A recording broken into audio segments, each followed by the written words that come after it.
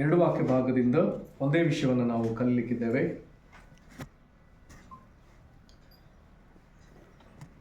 Face ಏನು ಕಾಣ್ತಿಲ್ಲ. ಸರಿ, ಬಿಟ್ಬಿಡಿ ಬರಲ್ಲ. ಇಲ್ಲದ್ರೆ ವಾಯ್ಸ್ ಆದ್ರೆ ರೆಕಾರ್ಡ್ ಆಗೋದಾರೆ ಬಿಡಿ. ಹಿಂಗೆ ಅಲ್ಲ ಲೈಫ್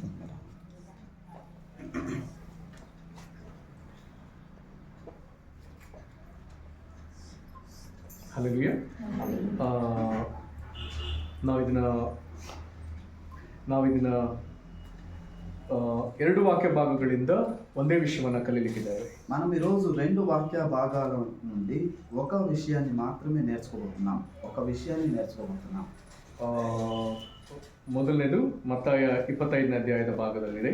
మొదటిది మత్తయి రాసిన సువార్త 25ನೇ ಅಧ್ಯಾಯ 5వ అధ్యాయంలో ఉంది. ಮತ್ತೊಂದು ಲೂಕನ ಬರೆದ ಸುವಾರ್ತೆ 19ನೇ ಅಧ್ಯಾಯದಲ್ಲಿದೆ. ఇంకొకటి లూకా రాసిన సువార్త 19వ అధ్యాయంలో ఉంది.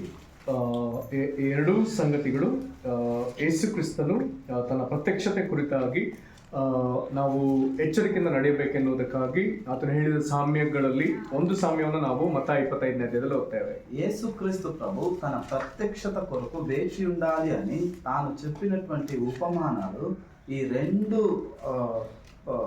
సువార్తలలో కూడా ఒకే విధంగా ఉన్నాయి, ఒకటిగానే ఉన్నాయి. ಮತ್ತಾಯ 25ನೇ ಅಧ್ಯಾಯದಲ್ಲಿ ಅನೇಕ దృష్టాంతాలను అతను ಹೇಳ್ತಾನೆ. ఆ మత్తయి 25వ అధ్యాయంలో చాలా సామెతలను ఆయన చెప్తాడు. ಎಲ್ಲವೂ ಎಲ್ಲವೂ ಎರಡನೇ ಬರವಣಿಗೆ ಸಂಬಂಧಪಟ್ಟದ್ದು. అన్నీ కూడా దాదాపుగా రెండో రాకడకు సంబంధించినవి. ಅದರಲ್ಲಿ ಒಂದನ್ನು ನಾವು ನೋಡ್ಲಿಕ್ಕಿದ್ದೇವೆ. అందులో ఒకదాన్ని మనం చూడబోతున్నాం.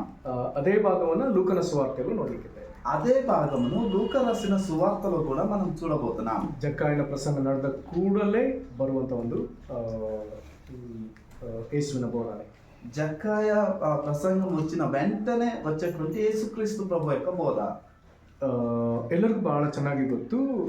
ಇಲ್ಲಿ ಯೇಸು ಕ್ರಿಸ್ತನು ತನ್ನ ಕುರಿತು ಹೇಳಿಕೊಳ್ಳುವಾಗ ತನ್ನನ್ನು ಎಂಬುದಾಗಿ ಹೇಳಿಕೊಳ್ಳದೆ ತನ್ನ ಕುರಿತಾಗಿ ಆತನು ಒಂದು ಕಥೆ ರೂಪದಲ್ಲಿ ಹೇಳ್ತಾನೆ. యేసుక్రీస్తు ప్రభు మనందరికీ తెలిసిన విధంగా తన్ను గూర్చి చెప్పుకునే ముందు తనను అనే విధంగా చెప్పుకోక తనను గూర్చి ఆయన చెప్పుకుంటాడు.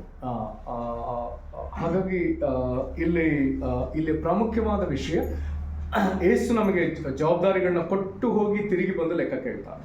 యేసుక్రీస్తు ప్రభు ఇప్పుడు చెప్పబోయే విషయం, యేసుక్రీస్తు ప్రభు మనకు బాధ్యతను అప్పగించి వెళ్ళి మరలా వచ్చి వాటి విషయంలో మనకు లెక్క అడగబోతున్నాడు. ಹಾಗಾಗಿ ಇದನ್ನು ನಾವು ಗಂಭೀರವಾಗಿ ತೆಗೆದುಕೊಳ್ಳಬೇಕಾದ ವಚನ, ಆತನು ತಿರುಗಿ ಬಂದು ನಮ್ಮ ಬಳಿ ಲೆಕ್ಕ ಕೇಳ್ತಾನೆ.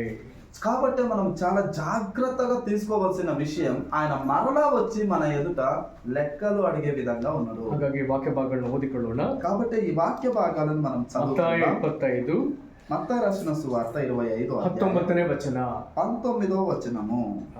బహుకాలమైన తరువాత ఆ దాసుల యజమానుడు వచ్చి వారి యొద్ద లెక్క చూచుకొనెను. ಕನ್ನಡದಲ್ಲಿ, ಬಹುಕಾಲದ ಮೇಲೆ ಆ ಆಳುಗಳ ದಣಿಯು ಬಂದು ಅವರಿಂದ ಲೆಕ್ಕ ತೆಗೆದುಕೊಳ್ಳಲು. ಓಕೆ, ಬಹುಕಾಲದ ಮೇಲೆ. ಹಾಗಾದ್ರೆ ಈ ಬಹುಕಾಲ ಎನ್ನುವಂಥದ್ದೇ ನಾವು ಗಂಭೀರವಾಗಿ ತೆಗೆದುಕೊಳ್ಬೇಕಾದ ಒಂದು ವಿಷಯ. బహుకాలమైన తరువాత అనే విషయం, అలాగైతే బహుకాలము అనే విషయాన్ని చాలా జాగ్రత్తగా మనం తీసుకోవాల్సిన విషయం. ಒಂದು ವೇಳೆ ನಾವು ಅಲಕ್ಷ್ಯಕ್ಕೆ ಅಥವಾ ನಿದ್ರೆಗೆ ಜಾರಲಿಕ್ಕೆ ಅವಕಾಶ ಕೊಡುವಂತ ಒಂದು ಸಂದರ್ಭ. ఒకవేళ మనకు నిద్రలోనికి లేకపోతే ఆలక్ష్యతనంలోనికి వెళ్ళడానికి సాధ్యం ఉండేటువంటి కాలం అది. మತ್ತೊಂದು వచన లూకా 19, ఇంకొక వచనం లూకా రాసిన సువార్త 19వ అధ్యాయం 15ನೇ వచన 15వ వచనము. అతడు రాజ్యము సంపాదించుకొని తిరిగి వచ్చినప్పుడు ప్రతి వాడును వ్యాపారము వలన ఏమేమి సంపాదించినో తెలుసుకొనవలెనని తాను సొమ్మిచ్చిన దాసులను తన యొద్దకు పిలువమని ఆజ్ఞాపించెను. ಆಮೆನ್. ఆమేన్. ಇದನ್ನು ಎರಡೂ ಕಡೆ ಬಂದು ಲೆಕ್ಕ ಕೇಳ್ತಿದ್ದಾನೆ. ఈ రెండు వైపులుగా ఆయన లెక్కలే అడుగుతూ ఉన్నాడు. హల్లెలూయా, ಹಲ್ಲೆಲೂಯಾ, హల్లెలూయా. ಹಾಗಾದ್ರೆ ಈ ವಾಕ್ಯದ ಪ್ರಕಾರ ಯಾವ ಎರಡು ವಿಷಯ ಸ್ಪಷ್ಟ ಅಂತ ಹೇಳಿದ್ರೆ, ಅಥವಾ ಯಾವ ವಿಷಯಗಳು ಸ್ಪಷ್ಟ ಅಂತ ಹೇಳಿದ್ರೆ, ಯೇಸು ಭೂಮಿಗೊಮ್ಮೆ ಬಂದಿದ್ದಾನೆ. ఈ రెండు వాక్య భాగాలలో ఏది స్పష్టం అంటే యేసుక్రీస్తు ప్రభు భూమి మీదకి ఒకసారి వచ్చిండు. ನಂತರದಲ್ಲಿ ನಮಗೆ ತಲಾಂತುಗಳನ್ನ ಕೊಟ್ಟು ಹೋಗಿದ್ದಾನೆ. ఆ తరువాత మనకు తలాంతులను ఇచ్చి ఆయన వెళ్ళి ఉన్నాడు. ಎಷ್ಟೋ ಕಾಲ ಆದ್ಮೇಲೆ ಆತನು ತಿರುಗಿ ಬರ್ತಾನೆ. ఎంతో కాలం గడిచిన తర్వాత ఆయన మరలా వస్తాడు. ಬಂದ ಮೇಲೆ ಲೆಕ್ಕ ಕೇಳ್ತಾನೆ. వచ్చిన తర్వాత లెక్కలు అడుగుతాడు. ನಾವು ಲೆಕ್ಕ ಒಪ್ಪಿಸಬೇಕಾಗಿದೆ. మనము లెక్కలు సమర్పించవలసి ఉంది. ನಾವು ಒಪ್ಪಿಸಬೇಕಾದ ಲೆಕ್ಕ, మనం సమర్పించవలసిన లెక్క, ಆತನು ನಮಗೆ ಕೊಟ್ಟ ತಲಾಂತುಗಳನ್ನು ನಾವೆಷ್ಟು ವೃದ್ಧಿ ಮಾಡಿದ್ದೇವೆ ಎಂಬುದನ್ನು ಆತನು ಕೇಳಿಕ್ಕಿದ್ದಾನೆ. ఆయన మనకు ఇచ్చినటువంటి ఆ తలాంతులను మనం ఎంత విస్తరింపజేసి ఉన్నామనే లెక్కను ఆయన అడగబోతున్నాడు. ನಾವೇನಾದ್ರೂ ವಿಸ್ತರಿಸಿದ್ರೆ ಆತನು ಅದಕ್ಕೆ తిరిగి నಮಗೆ ప్రతిఫల ಕೊಡ್ತಾನೆ. మనం ఏమైనా విస్తరించి ఉన్నట్లయితే ఆయన మరలా దానికి ప్రతిఫలాన్ని ఇవ్వబోతున్నాడు. హల్లెలూయా, హల్లెలూయా. ನಾವೆಲ್ಲರೂ ಪ್ರಾರ್ಥನೆ ಮಾಡೋಣ. మనమందరం ದೇವರು ನಮ್ಮ ಸಂಗಡ ಮಾತನಾಡುವಂತೆ ಕೇಳಿಕೊಳ್ಳೋಣ. ప్రభు మనతో పాటు మాట్లాడలాగున మనం అడుగుదాం. ಕರ್ತನೇ, ಈಗ ನಾವು ಕೇಳಿದ ವಾಕ್ಯಕ್ಕಾಗಿ ನಿನಗೆ ಸ್ತೋತ್ರ. ప్రభువా, మేము ఇప్పుడు విన్న ఈ వాక్యాన్ని బట్టి మీకు స్తోత్రం. ಈ ವಾಕ್ಯಗಳಿಗಾಗಿ ఈ ಸ್ತೋತ್ರ. వాక్యాలను బట్టి మీకు స్తోత్రం. ಕರ್ತನೇ, ನಾವು ಈ ವಾಕ್ಯ ಧ್ಯಾನವನ್ನು ಮಾಡುವಂತೆ ತಿರುಗಿ ನಾವು ಓದ್ಲಿಕ್ಕಿರುವಂತ ಪ್ರತಿಯೊಂದು ವಾಕ್ಯಗಳಿಗಾಗಿ ಸ್ತೋತ್ರ. ప్రభువా, మేము ఈ వాక్య ధ్యానాన్ని అనుసరించి మేము చదవబోయే ప్రతి వాక్య ధ్యానాన్ని బట్టి మీకు స్తోత్రం. ದೇವರ ಆತ್ಮನಂದು ಕರ್ತನೇ, ವಾಕ್ಯವನ್ನು ಬರೆದಾತನೇ, దేవుని ఆత్మవైన దేవుని వాక్యాన్ని రాయించిన వాడా, ಅಪ್ಪ, ನಮಗೀಗ ಯೇಸು ಕ್ರಿಸ್ತನಿಂದ ತೆಗೆದುಕೊಂಡು ನಮಗೆ ಬೋಧಿಸುವ ಆತ್ಮನೇ, యేసు క్రీస్తు నుండి తీసుకొని ఇప్పుడు మాకు బోధించే ఆత్మ, ಪರಲೋಕ ತಂದೆ ನೀನು ವಾಗ್ದಾನ ಮಾಡಿದ ಆತ್ಮನನ್ನ ಈಗ ಯೇಸು ಕ್ರಿಸ್ತನ ಹೆಸರು ನಮಗೆ ಕಳಿಸಿಕೊಡಪ್ಪ. పరలోకపు తండ్రి, ఇప్పుడు యేసు క్రీస్తు నామములో మీరు వాగ్దానం చేసిన ఆత్మను మాకు పంపించండి తండ్రి. ಕರ್ತನೇ, ದಯಮಾಡಿ ನಮಗೀಗ ಬೋಧಿಸು. ప్రభువా, దయతో మాకు ఈ సమయంలో నమగీಗ బోధించండి. ಬೋಧಿಸ್ರಿ. మాకు ఇప్పుడు బోధించండి. ದಯಮಾಡಿ ನಮಗೆ ಬೋಧಿಸ್ರಿ. దయతో మాకు ನಮಗೆ బోధించండి. ಕಲಿಸಿರಿ. మాకు నేర్పించండి. ಕರ್ತನೇ, ಈ ವಾಕ್ಯದ ನಿಮಿತ್ತ ನಮ್ಮೊಳಗೆ ಒಂದು ಯೆಹೋವನ ಭಯ ಉಂಟಾಗಲಿ. ప్రభువా, ఈ వాక్యమును బట్టి మాలో యెహోవా భయము పుట్టును గాక. ಕರ್ತನೇ, ಇದರ ನಿಮಿತ್ತ ನಮ್ಮಲ್ಲಿರುವಂತಹ ಸೋಮಾರಿತನ, ನಿಷ್ಕ್ರಿಯತೆಗಳು, ಕರ್ತನೇ, ಆಲಸ್ಯತನವೆಲ್ಲವೂ ನಮ್ಮನ್ನು ಬಿಟ್ಟು ಹೋಗಲಿ. ప్రభువా, ఈ వాక్యాన్ని బట్టి మాలో ఉండే సోంబేరితనము, ఆలక్ష్యతనము, నిష్క్రియతనం అంతా మమ్మలను వదిలి బయటికి పోను గాక. ದೇವರೇ, ನಮಗೆ ಕರ್ತನೇ, ನಿನ್ನ ಹೊರತಾಗಿ ಬೇರೆ ಆಸಕ್ತಿಗಳು ಏನಿದೆಯೋ ಆಸಕ್ತಿಗಳು ನಮ್ಮಿಂದ ಕಿತ್ತು ಹಾಕಲ್ಪಡಲಿ. ప్రభువా, మాలో మీములను వదిలి వేరే ఏ ఆసక్తులు ఉన్నాయో అవన్నీ మాలో నుండి పేరుకి బయటికి పోని. ನಿನ್ನ ದಯ ನಮಗಿರಲಿ. ఈ దయ మా మీద ನಿನಗೆ ఉండును గాక. ಸ್ತೋತ್ರ. నీకే స్తోత్రం. ಯೇಸು ಕ್ರಿಸ್ತನ ಹೆಸರಿನಲ್ಲಿ యేసుక్రీస్తు నామములో ಬೇಡಿದ್ದೇವೆ ತಂದೆ. అడుగుచున్నాము తండ్రి. ಆಮೆನ್. ఆమేన్. ಹಲ್ಲೆಲೂಯಾ. హల్లెలూయా. ಅಲ್ಲಿ ಯೇಸು ಕ್ರಿಸ್ತನ್ ತನ್ನನ್ನು ಹೇಗೆ ತೋರ್ಪಡಿಸಿಕೊಳ್ತಾನೆ ಆರಂಭದ ಭಾಗದಲ್ಲಿ ನೋಡಿಕೊಳ್ಳೋಣ. ఇందులో యేసుక్రీస్తు ప్రభు తాను ఏ విధంగా కనపరుచుకుంటాడో ప్రారంభ భాగంలో చూద్దాం. ಇಲ್ಲಿ 25:14 వచన ಹೇಗೆ ಹೇಳ್ತಾರೆ? ఇక్కడ 25వ అధ్యాయం 14వ వచనం ఈ విధంగా చెప్తుంది. ದೇಶಾಂತರಕ್ಕೆ ಹೋಗುವ ಒಬ್ಬ ಮನುಷ್ಯನು ತನ್ನ ಆಳುಗಳನ್ನು ಕರೆದು, ఒక మనుష్యుడు దేశాంతరమునకు ప్రయాణమై తన దాసులను పిలిచి. ಹಲ್ಲೆಲೂಯಾ. హల్లెలూయా. ಇಲ್ಲಿ ಒಬ್ಬ ಮನುಷ್ಯ ಎನ್ನುವಂತ ಮಾತಿದೆ. ఇందులో ఒక మనిషి అని వాక్యం ఉంది. ಆತನು ಯಾರು? ఆ మనిషి ఎవరు? ಆತನು ದೇಶಾಂತರಕ್ಕೆ ಹೋಗುವವನು. అతడు దేశాంతరముకు ప్రయాణమయ్యేవాడు. ಇಲ್ಲಿ ದೇಶಾಂತರ ಅಂತ ಪದ ಬಂದದ್ರಿಂದ ఇందులో దేశాంతరం అనేటువంటి మాట వచ్చినందువలన 2 ದೇಶ ಇದೆ ಅಂತ ಅರ್ಥ. 2 దేశాలు ఉన్నాయని అర్థం. ಅದರ ಅರ್ಥ ಆತನು ಒಂದು ದೇಶದಿಂದ ಇನ್ನೊಂದು ದೇಶ, ಎರಡೇ ದೇಶದಂತ ಯಾರು ಅಲ್ಲಿಗೆ ನಿಲ್ಬೇಡ್ರಿ, ಆತನು ಒಂದು ಭಾಗದಿಂದ ಇನ್ನೊಂದು ಭಾಗಕ್ಕೆ ಹೋಗ್ತಾನೆ ಎಂಬುದು ಅರ್ಥ. ఈ సందర్భంలో 2 దేశాలను మనం ఆలోచన చేస్తే ఒక దేశం నుండి ఇంకొక దేశానికి ప్రయాణం అవుతాడని అర్థం. ಅಥವಾ ಇನ್ನೊಂದು ಮಾತಿನಲ್ಲಿ ಒಂದು ರಾಜ್ಯದಿಂದ ಇನ್ನೊಂದು ರಾಜ್ಯಕ್ಕೆ ಹೋಗ್ತಿದ್ದಾನೆ ಅಂತ ಅರ್ಥ. ఒకవేళ ఇంకొక మాటలో చెప్పగలిగితే ఒక రాజ్యం నుండి ఇంకొక రాజ్యానికి వెళ్తున్నాడని అర్థం. ಹಾಗಾಗಿ ಆತನು ಆ ರೀತಿ ಹೋಗುವ ಮೊದಲು ತನ್ನ ಆಳುಗಳನ್ನ ಕರೀತಾನೆ. కాబట్టి ఆయన ఆ విధంగా వెళ్ళక ముందు తన దాసులను పిలుస్తాడు. హల్లెలూయా. ಕರೆದವರಿಗೆ ನಿರ್ದಿಷ್ಟ ಜವಾಬ್ದಾರಿಗಳನ್ನ ಕೊಡ್ತಾನೆ. పిలిచి వారికి నిర్దిష్టమైన బాధ్యతలను అప్పగిస్తాడు. ಹಾಗಾದ್ರೆ ದೇವರ ಜೊತೆ ನಾವು ನಡಿತೇವೆ ಎಂಬುದಾಗಿ ಹೇಳಿದ್ರೆ ದೇವರ ಜೊತೆ ಕೆಲಸಗಾರರು. అలాగైతే మనము దేవునితో పాటు నడుస్తాము అన్నట్లయితే మనము దేవునితో కలిసి జత పనివారముగా ఉన్నాం. ಜೊತೆ ಕೆಲಸಗಾರರು ಅಂತ ಹೇಳಿದ್ರೆ ಜವಾಬ್ದಾರಿ ಉಳ್ಳವರು. జత పనివారు అంటే బాధ్యత కలిగిన వారు. ಹಲ್ಲೆಲೂಯಾ. హల్లెలూయా. ದೇವ್ರ ಜೊತೆ ನನಗೇನು ಜವಾಬ್ದಾರಿ ಇಲ್ಲ ಅಂತ ನಾವ್ಯಾರು ಕೈ ಒದ್ರಿ ಕೂತ್ಕೊಳ್ಳಿಕ್ಕಾಗಲ್ಲ. దేవునితో పాటు నాకు ఏ బాధ్యత లేదు అని మనం చేయి విడిచి కూర్చోవడం కుదరదు. కుదరదు. ಹಾಗಾದ್ರೆ ನಮ್ಮೆಲ್ಲರಿಗೂ ದೇವ್ರು ಜವಾಬ್ದಾರಿ ಕೊಟ್ಟಿದ್ದಾನೆ ಅಂತ ಆಯ್ತು. అలాగైతే మనందరికీ దేవుడు బాధ్యతను ఇచ్చి ఉన్నాడని అయింది. ದೇಶಾಂತರಕ್ಕೆ ಹೋದ ಆ ಮನುಷ್ಯನ ಕುರಿತು ಲೂಕನ ಗ್ರಂಥದಲ್ಲಿ ಯಾವ ರೀತಿ ಬರೆಯಲಾಗಿದೆ? దేశాంతరమునకు వెళ్ళినటువంటి ఆ మనిషి విషయంలో లూకా రాసిన సువార్తలో ఏ విధంగా చెప్పబడింది? ಇಲ್ಲಿ 12ನೇ ವಚನಕ್ಕೆ ಬಂದ್ರೆ ఇక్కడ 12వ వచనంలోనికి ಆ ಒಬ್ಬ ಮನುಷ್ಯನ ಕುರಿತು ಬೇರೆ ವಿಧದಲ್ಲಿ ಈಗ ಬರೆಯಲಾಗಿದೆ. ఆ ఒక మనిషిని గురించి ఈ లూకా రాసిన సువార్తలో వేరే విధంగా రాయబడింది. ಅಂದ್ರೆ ಇನ್ನು ಅಧಿಕ ವಿವರಣೆಗಳು, ఇంకా ఎక్కువ వివరణతో వివరించబడింది. 12ನೇ ವಚನ. రాజు కుమారుడొక రాజ్యము సంపాదించుకొని మరలా రావాలనని దూరదేశమునకు ಪ್ರಯಾಣమై. ರಾಜಕುಮಾರ್ ಅಂತ ಇದೆಯಾ? ಓಕೆ, ಕನ್ನಡದಲ್ಲಿ ಹೀಗಿದೆ. ಅದೇನೆಂದರೆ, ಶ್ರೀಮಂತನಾದ ಒಬ್ಬನೊಬ್ಬ ಮನುಷ್ಯನು ತಾನು ರಾಜ್ಯಾಧಿಕಾರವನ್ನು ಪಡೆದುಕೊಂಡು ಹಿಂದಿರುಗಿ ಬರಬೇಕೆಂದು ದೂರ ದೇಶಕ್ಕೆ ಹೋದನು. ಹಲ್ಲೆಲೂಯಾ, హల్లెలూయా, ಹಲ್ಲೆಲೂಯಾ. హల్లెలూయా. తెలుగుಲಿದೆ ಒಬ್ಬ ರಾಜಕುಮಾರ, తెలుగులో రాజకుమారుడు అని ఉంది.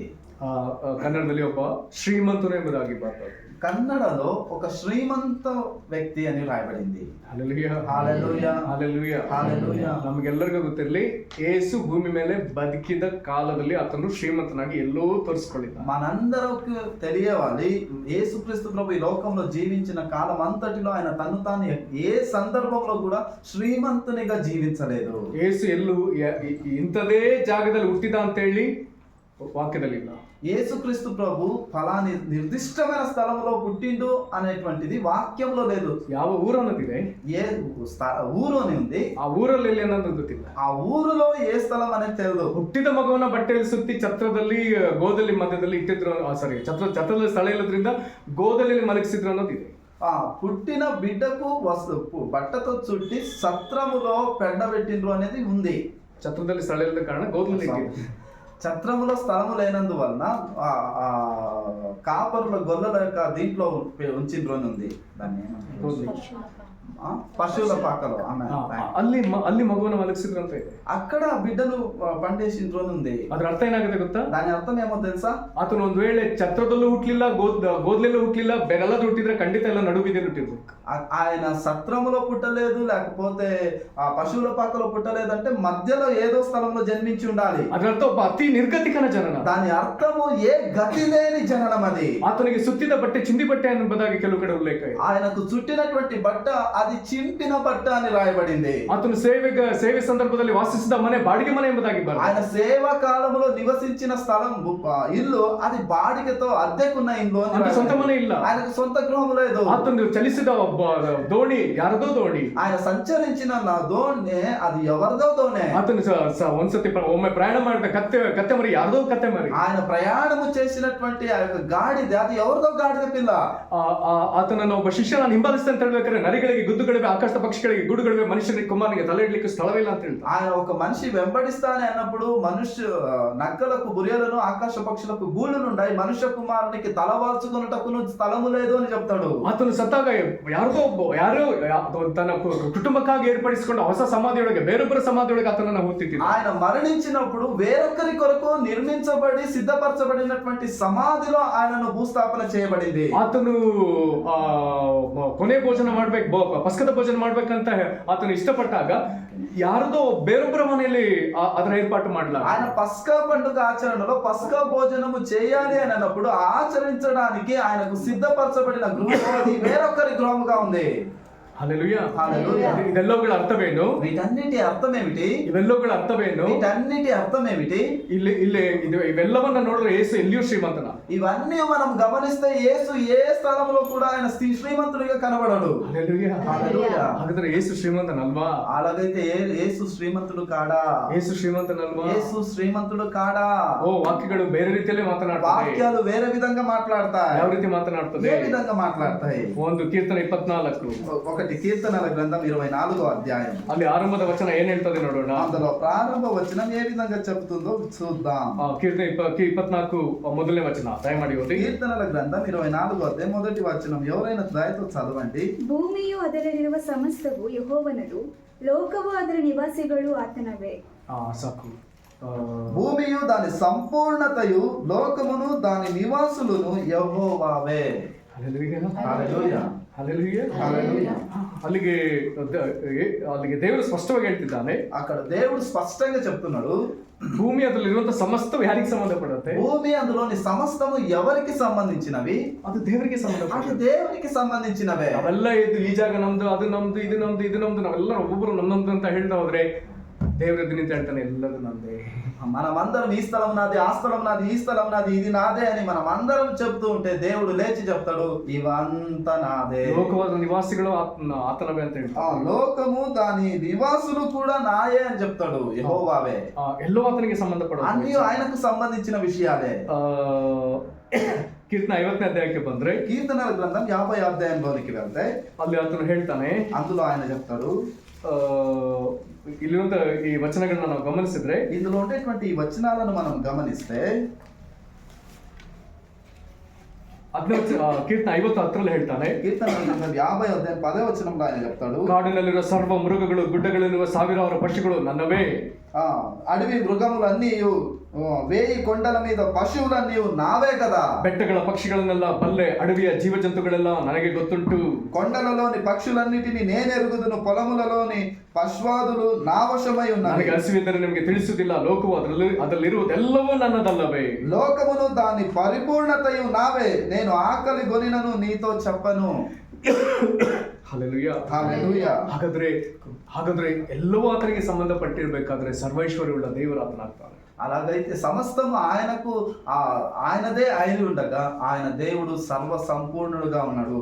ಹಾಗಾದ್ರೆ ಆತನು ಇನ್ನೊಂದು ಭಾಗದಲ್ಲಿ ಹೀಗೆ ಹೇಳ್ತಾನೆ, అలాగైతే ఆయన ఇంకొక భాగంలో ఈ విధంగా చెప్తాడు, ಆತನು ಐಶ್ವರ್ಯವಂತನು. ఆయన ఐశ్వర్యవంతుడు. ಯಾರಿಗಾದ್ರೂ ವಚನ ಜ್ಞಾಪಕ ಇದ್ರೆ ತಿಳಿಸಿ. ಆತನು ಐಶ್ವರ್ಯವಂತನಾಗಿದ್ದು ನಮ್ಮ ಬಡತವನ್ನು ತನ್ನ ಮೇಲೆ ತಕ್ಕೊಂಡಲ್ಲ. 2 ಕೊರಿಂಥ 8ನೇ ಅಧ್ಯಾಯ 9ನೇ ವಚನ. 2 కొరింథీయులు 8వ అధ్యాయము 9ನೇ వచన, 9వ వాక్యం. 2 కొరింథ 8:9. మీరు మన ప్రభు అయిన యేసుక్రీస్తు కృపను ఎరుగుదురు కదా.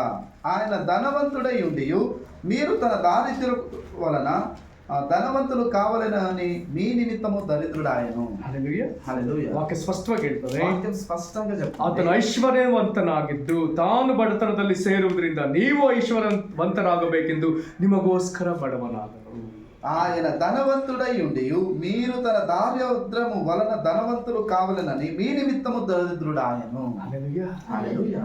ಈ ಕಾರಣದಿಂದಲೇ ಭೂಮಿಯಲ್ಲಿ ಆತನು ಆ ರೀತಿ ನಿರ್ಗತಿಕನಾಗಿ ಎಲ್ಲರಿಂದ ಕೈ ಬಿಡಲ್ಪಟ್ಟ ಪರಿಸ್ಥಿತಿಯಲ್ಲಿ ಅತಿ ಬಡವನಾಗಿ ಕಾಣಿಸಿಕೊಂಡ. ఇందును బట్టే దేవుడు ఈ భూమి మీద గతి లేని పరిస్థితిలో, ఏ ఆధారము లేని పరిస్థితిలో ఈ భూమి మీద కనపరచబడి, ಆದರೂ ತನ್ನ ಬಗ್ಗೆ ಆತನು ಹೇಳಿಕೊಳ್ತಾನೆ. అయినప్పటికీ తన్ను గురించి ఆయన చెప్పుకున్నట్టుగా ಈಗಾಗಲೇ ಓದಿದ್ದೇವೆ 19ನೇ ಕೀರ್ತನ 19ನೇ ಅಧ್ಯಾಯದ 12ನೇ ವಚನದಲ್ಲಿ ಆತನು ಒಬ್ಬ ಶ್ರೀಮಂತ. ఇప్పుడు అప్పటికే మనం చదివి ఉన్నాము, తెలుగు భాషాంతరంలో ఆయన ఒక రాజు కుమారుడిగా, కన్నడలో శ్రీమంతుడిగా కనపరచబడిండు. ಈತನ ಕುರಿತು ಪ್ರಕಟಣೆ ಹೊಂದಿರುವಂತ ಪೌಲ ಫಿಲಿಪಿಯವರಿಗೆ ಬರೆದ 4ನೇ ಅಧ್ಯಾಯದಲ್ಲಿ ಸ್ಪಷ್ಟವಾಗಿ ಹೇಳ್ತಾರೆ, ತನ್ನ ಪ್ರಭಾವದ ಐಶ್ವರ್ಯಕ್ಕೆ ತಕ್ಕ ಹಾಗೆ. ఆయన గూర్చిన ప్రకటనను పొందుకున్న పౌలు ఫిలిప్పీలలో రాస్తాడు, ఆయన మహిమైశ్వర్యములో ನಮ್ಮ ಪ್ರತಿಯೊಂದು ಕೊರತೆ ನೀಗಿಸ್ತಾನೆ, మన ప్రతి అవసరతను తీరుస్తాడు. ಹಲ್ಲೆಲೂಯಾ. హల్లెలూయా. ಎಲ್ಲರ ಕೊರತೆ ನೀಗಿಸುವ ಅಂತ ದೇವರು ಆತನ ಐಶ್ವರ್ಯವಂತನೇ ಹೌದು. పరిపూర్ణంగా అందరి కొరతలను తీర్చేవాయన ఆయన ఐశ్వర్యవంతుడు. అవును. ಆಮೆನ್. ఆమేన్. ಆ ವಚನ ಹೇಳ್ಬಿಡ್ಲ, ಫಿಲಿಪಿ 4ನೇ ಅಧ್ಯಾಯ 19. ఆ వచనం ఫిలిప్పీ పత్రిక ಫಿಲಿಪಿ 4:19. 4వ అధ్యాయం 19వ. ನನ್ನ ದೇವರು ಕ್ರಿಸ್ತ ಯೇಸುವಿನ ಮೂಲಕ ತನ್ನ ಪ್ರಭಾವದ ಐಶ್ವರ್ಯಕ್ಕೆ ತಕ್ಕ ಹಾಗೆ ನಿಮ್ಮ ಪ್ರತಿಯೊಂದು ಕೊರತೆಯನ್ನು ನೀಗಿಸುವನು. కాగా దేవుడు తన ఐశ్వర్యము చొప్పున క్రీస్తు మహిమలో మీ ప్రతి అవసరతను తీర్చును. ಹಲ್ಲೆಲೂಯಾ. హల్లెలూయా. ఆమేన్. ಈಗ ಯೇಸುಕ್ರಿಸ್ತನು ತಾನೇಗ ಹೇಳ್ಕೊಳ್ತಿದ್ದಾನೆ. యేసుక్రీస్తు ప్రభు ఇప్పుడు తనంతట తానే చెప్పుకుంటున్నాడు. ಲೂಕ 19:12 లూక 19వ అధ్యాయం 12వ ಒಬ್ಬ వచనం. ಶ್ರೀಮಂತನು, అతడు ఒక శ్రీమంతుడు. ಆತನೇ ಒಮ್ಮೆ ಏನ್ ಮಾಡ್ತಾನೆ, ఆయన ఇప్పుడు ఏం చేస్తాడు, ದೂರದ ದೇಶಕ್ಕೆ ಹೋಗ್ತಿದ್ದಾನೆ. దూర రాజ్యమునకు వెళ్తున్నాడు. ಯಾವ ಕಾರಣಕ್ಕೆ ಹೋಗ್ತಿದ್ದಾನೆ? ఎందు నిమిత్తం వెళ్తున్నాడు? ಆತನೇ ಅಲ್ಲಿ ಹೇಳ್ತಿದ್ದಾನೆ, ఆయనే అందులో చెప్తున్నాడు, ರಾಜ್ಯಾಧಿಕಾರವನ್ನ ತಿರುಗಿ ಪಡಕೊಂಡು ಬರುವುದಕ್ಕಾಗಿ, రాజ్యమును సంపాదించుకొని రావడానికి. ಹಲ್ಲೆಲೂಯಾ. హల్లెలూయా. ಹಲ್ಲೆಲೂಯಾ. హల్లెలూయా. ಏನಿದ್ರ ಅರ್ಥ? ఏమిటి దీని అర్థం? ಶ್ರೀಮಂತನೊಬ್ಬನು ದೂರ ದೇಶಕ್ಕೆ ಹೋಗಿ ಬರ್ತಾ ಇರೋದೇನಂತ ಹೇಳಿದ್ರೆ, ಈಗ ಆತನು ರಾಜಾದಿರಾಜನಾಗಿ ಹಿಂತಿರುಗಲಿಕ್ಕಾಗಿ ಆತನು ಹೋಗಿದ್ದಾನೆ. ఆమేన్. శ్రీమంతుడు ఇంకొక రాజ్యానికి ఎందుకు వెళ్తున్నాడు అంటే, ఆయన అందులో రాజాది రాజుగా ఆయన మారడానికి వెళ్తున్నాడు. హల్లెలూయా. హల్లెలూయా. హల్లెలూయా. హల్లెలూయా. ಇಲ್ಲಿ ನಮಗಿರುವಂತ ಒಂದು ದೊಡ್ಡ ಸಂದೇಶ, ఇందులో మనకు ఉండేటువంటి ఒక మంచి గొప్ప వర్తమానము, ಈಗ ಹೋಗಿರುವ ಯೇಸು తిరిగి ಬರ್ಲಿಕ್ಕಿದ್ದಾನೆ. ఇప్పుడు వెళ్ళిన యేసు మరల రాబోతున్నాడు. ಹಾಗಾದ್ರೆ ನಾವು ಯಾವ ಕಾಲದಲ್ಲಿದ್ದೇವೆ? అలాగైతే మనం ఎలాంటి కాలంలో ఉన్నాము? ಯೇಸು ಏರಿ ಹೋಗಿದ್ದಾನೆ, ಆತನು ತಿರುಗಿ ಬರ್ಲಿಕ್ಕಿದ್ದಾನೆ. ಈ ಎರಡರ ನಡುವಿನ ಕಾಲದೊಳಗೆ ನಾವಿದ್ದೇವೆ. ఆమేన్. యేసుక్రీస్తు ప్రభు ఇప్పుడు ఎక్కి వెళ్ళి ఉన్నాడు, ఆయన మరల రాబోతున్నాడు. ఈ రెండు కాలం మధ్యలో మనం ఉన్నాం. ಆತನು ಏರಿ ಹೋಗುವುದಕ್ಕೆ ಮೊದಲು ఆయన ఎక్కి వెళ్ళక ముందు ಆತನು ನಮ್ಮನ್ನು ಕರೆದು ನಮ್ಮ ಕೈಗಳಿಗೆ ಜವಾಬ್ದಾರಿಗಳನ್ನ ಕೊಟ್ಟಿದ್ದಾನೆ. ఆయన మనలను పిలిచి మన చేతులకు కొన్ని బాధ్యతలను ఇచ్చి ఉన్నాడు. ಆತನು ತಿರುಗಿ ಬಂದ ಮೇಲೆ ఆయన మరలా వచ్చిన తర్వాత ನಮ್ಮಿಂದ ಲೆಕ್ಕ ಕೇಳುವವನು, మన యొద్ద లెక్కలు అడిగేవాడు. హల్లెలూయా. ಮುಂದೆ ನೋಡೋಣ. తర్వాత ಈಗ చూద్దాం. ನಮಗೆ ಆತನು ಸಾಮರ್ಥ್ಯ ಕೊಡುವಾಗ ఇప్పుడు మనకు ఆయన సామర్థ్యం అనుగ్రహించుకోవాలి. ಇಲ್ಲಿ ಬೇರೆ ಬೇರೆ ವಿಧದಲ್ಲಿ ಬರೆಯಲಾಗಿದೆ. ಎರಡು ಮಾತುಗಳನ್ನ ತೆಗೆದುಕೊಳ್ಳೋಣ. ఇందులో వేరే వేరే విధానాలుగా రాయబడింది. రెండు మాటలను చూద్దాం. ಇಲ್ಲಿ ಮತ್ತಾಯ ಬರೆಯುವಾಗ ಆತನು ಹೀಗೆ ಅದನ್ನು ತಿಳಿಪಡಿಸ್ತಾನೆ. ఇందులో మత్తయి రాసేటప్పుడు ఆయన దాన్ని ఈ విధంగా వివరిస్తాడు.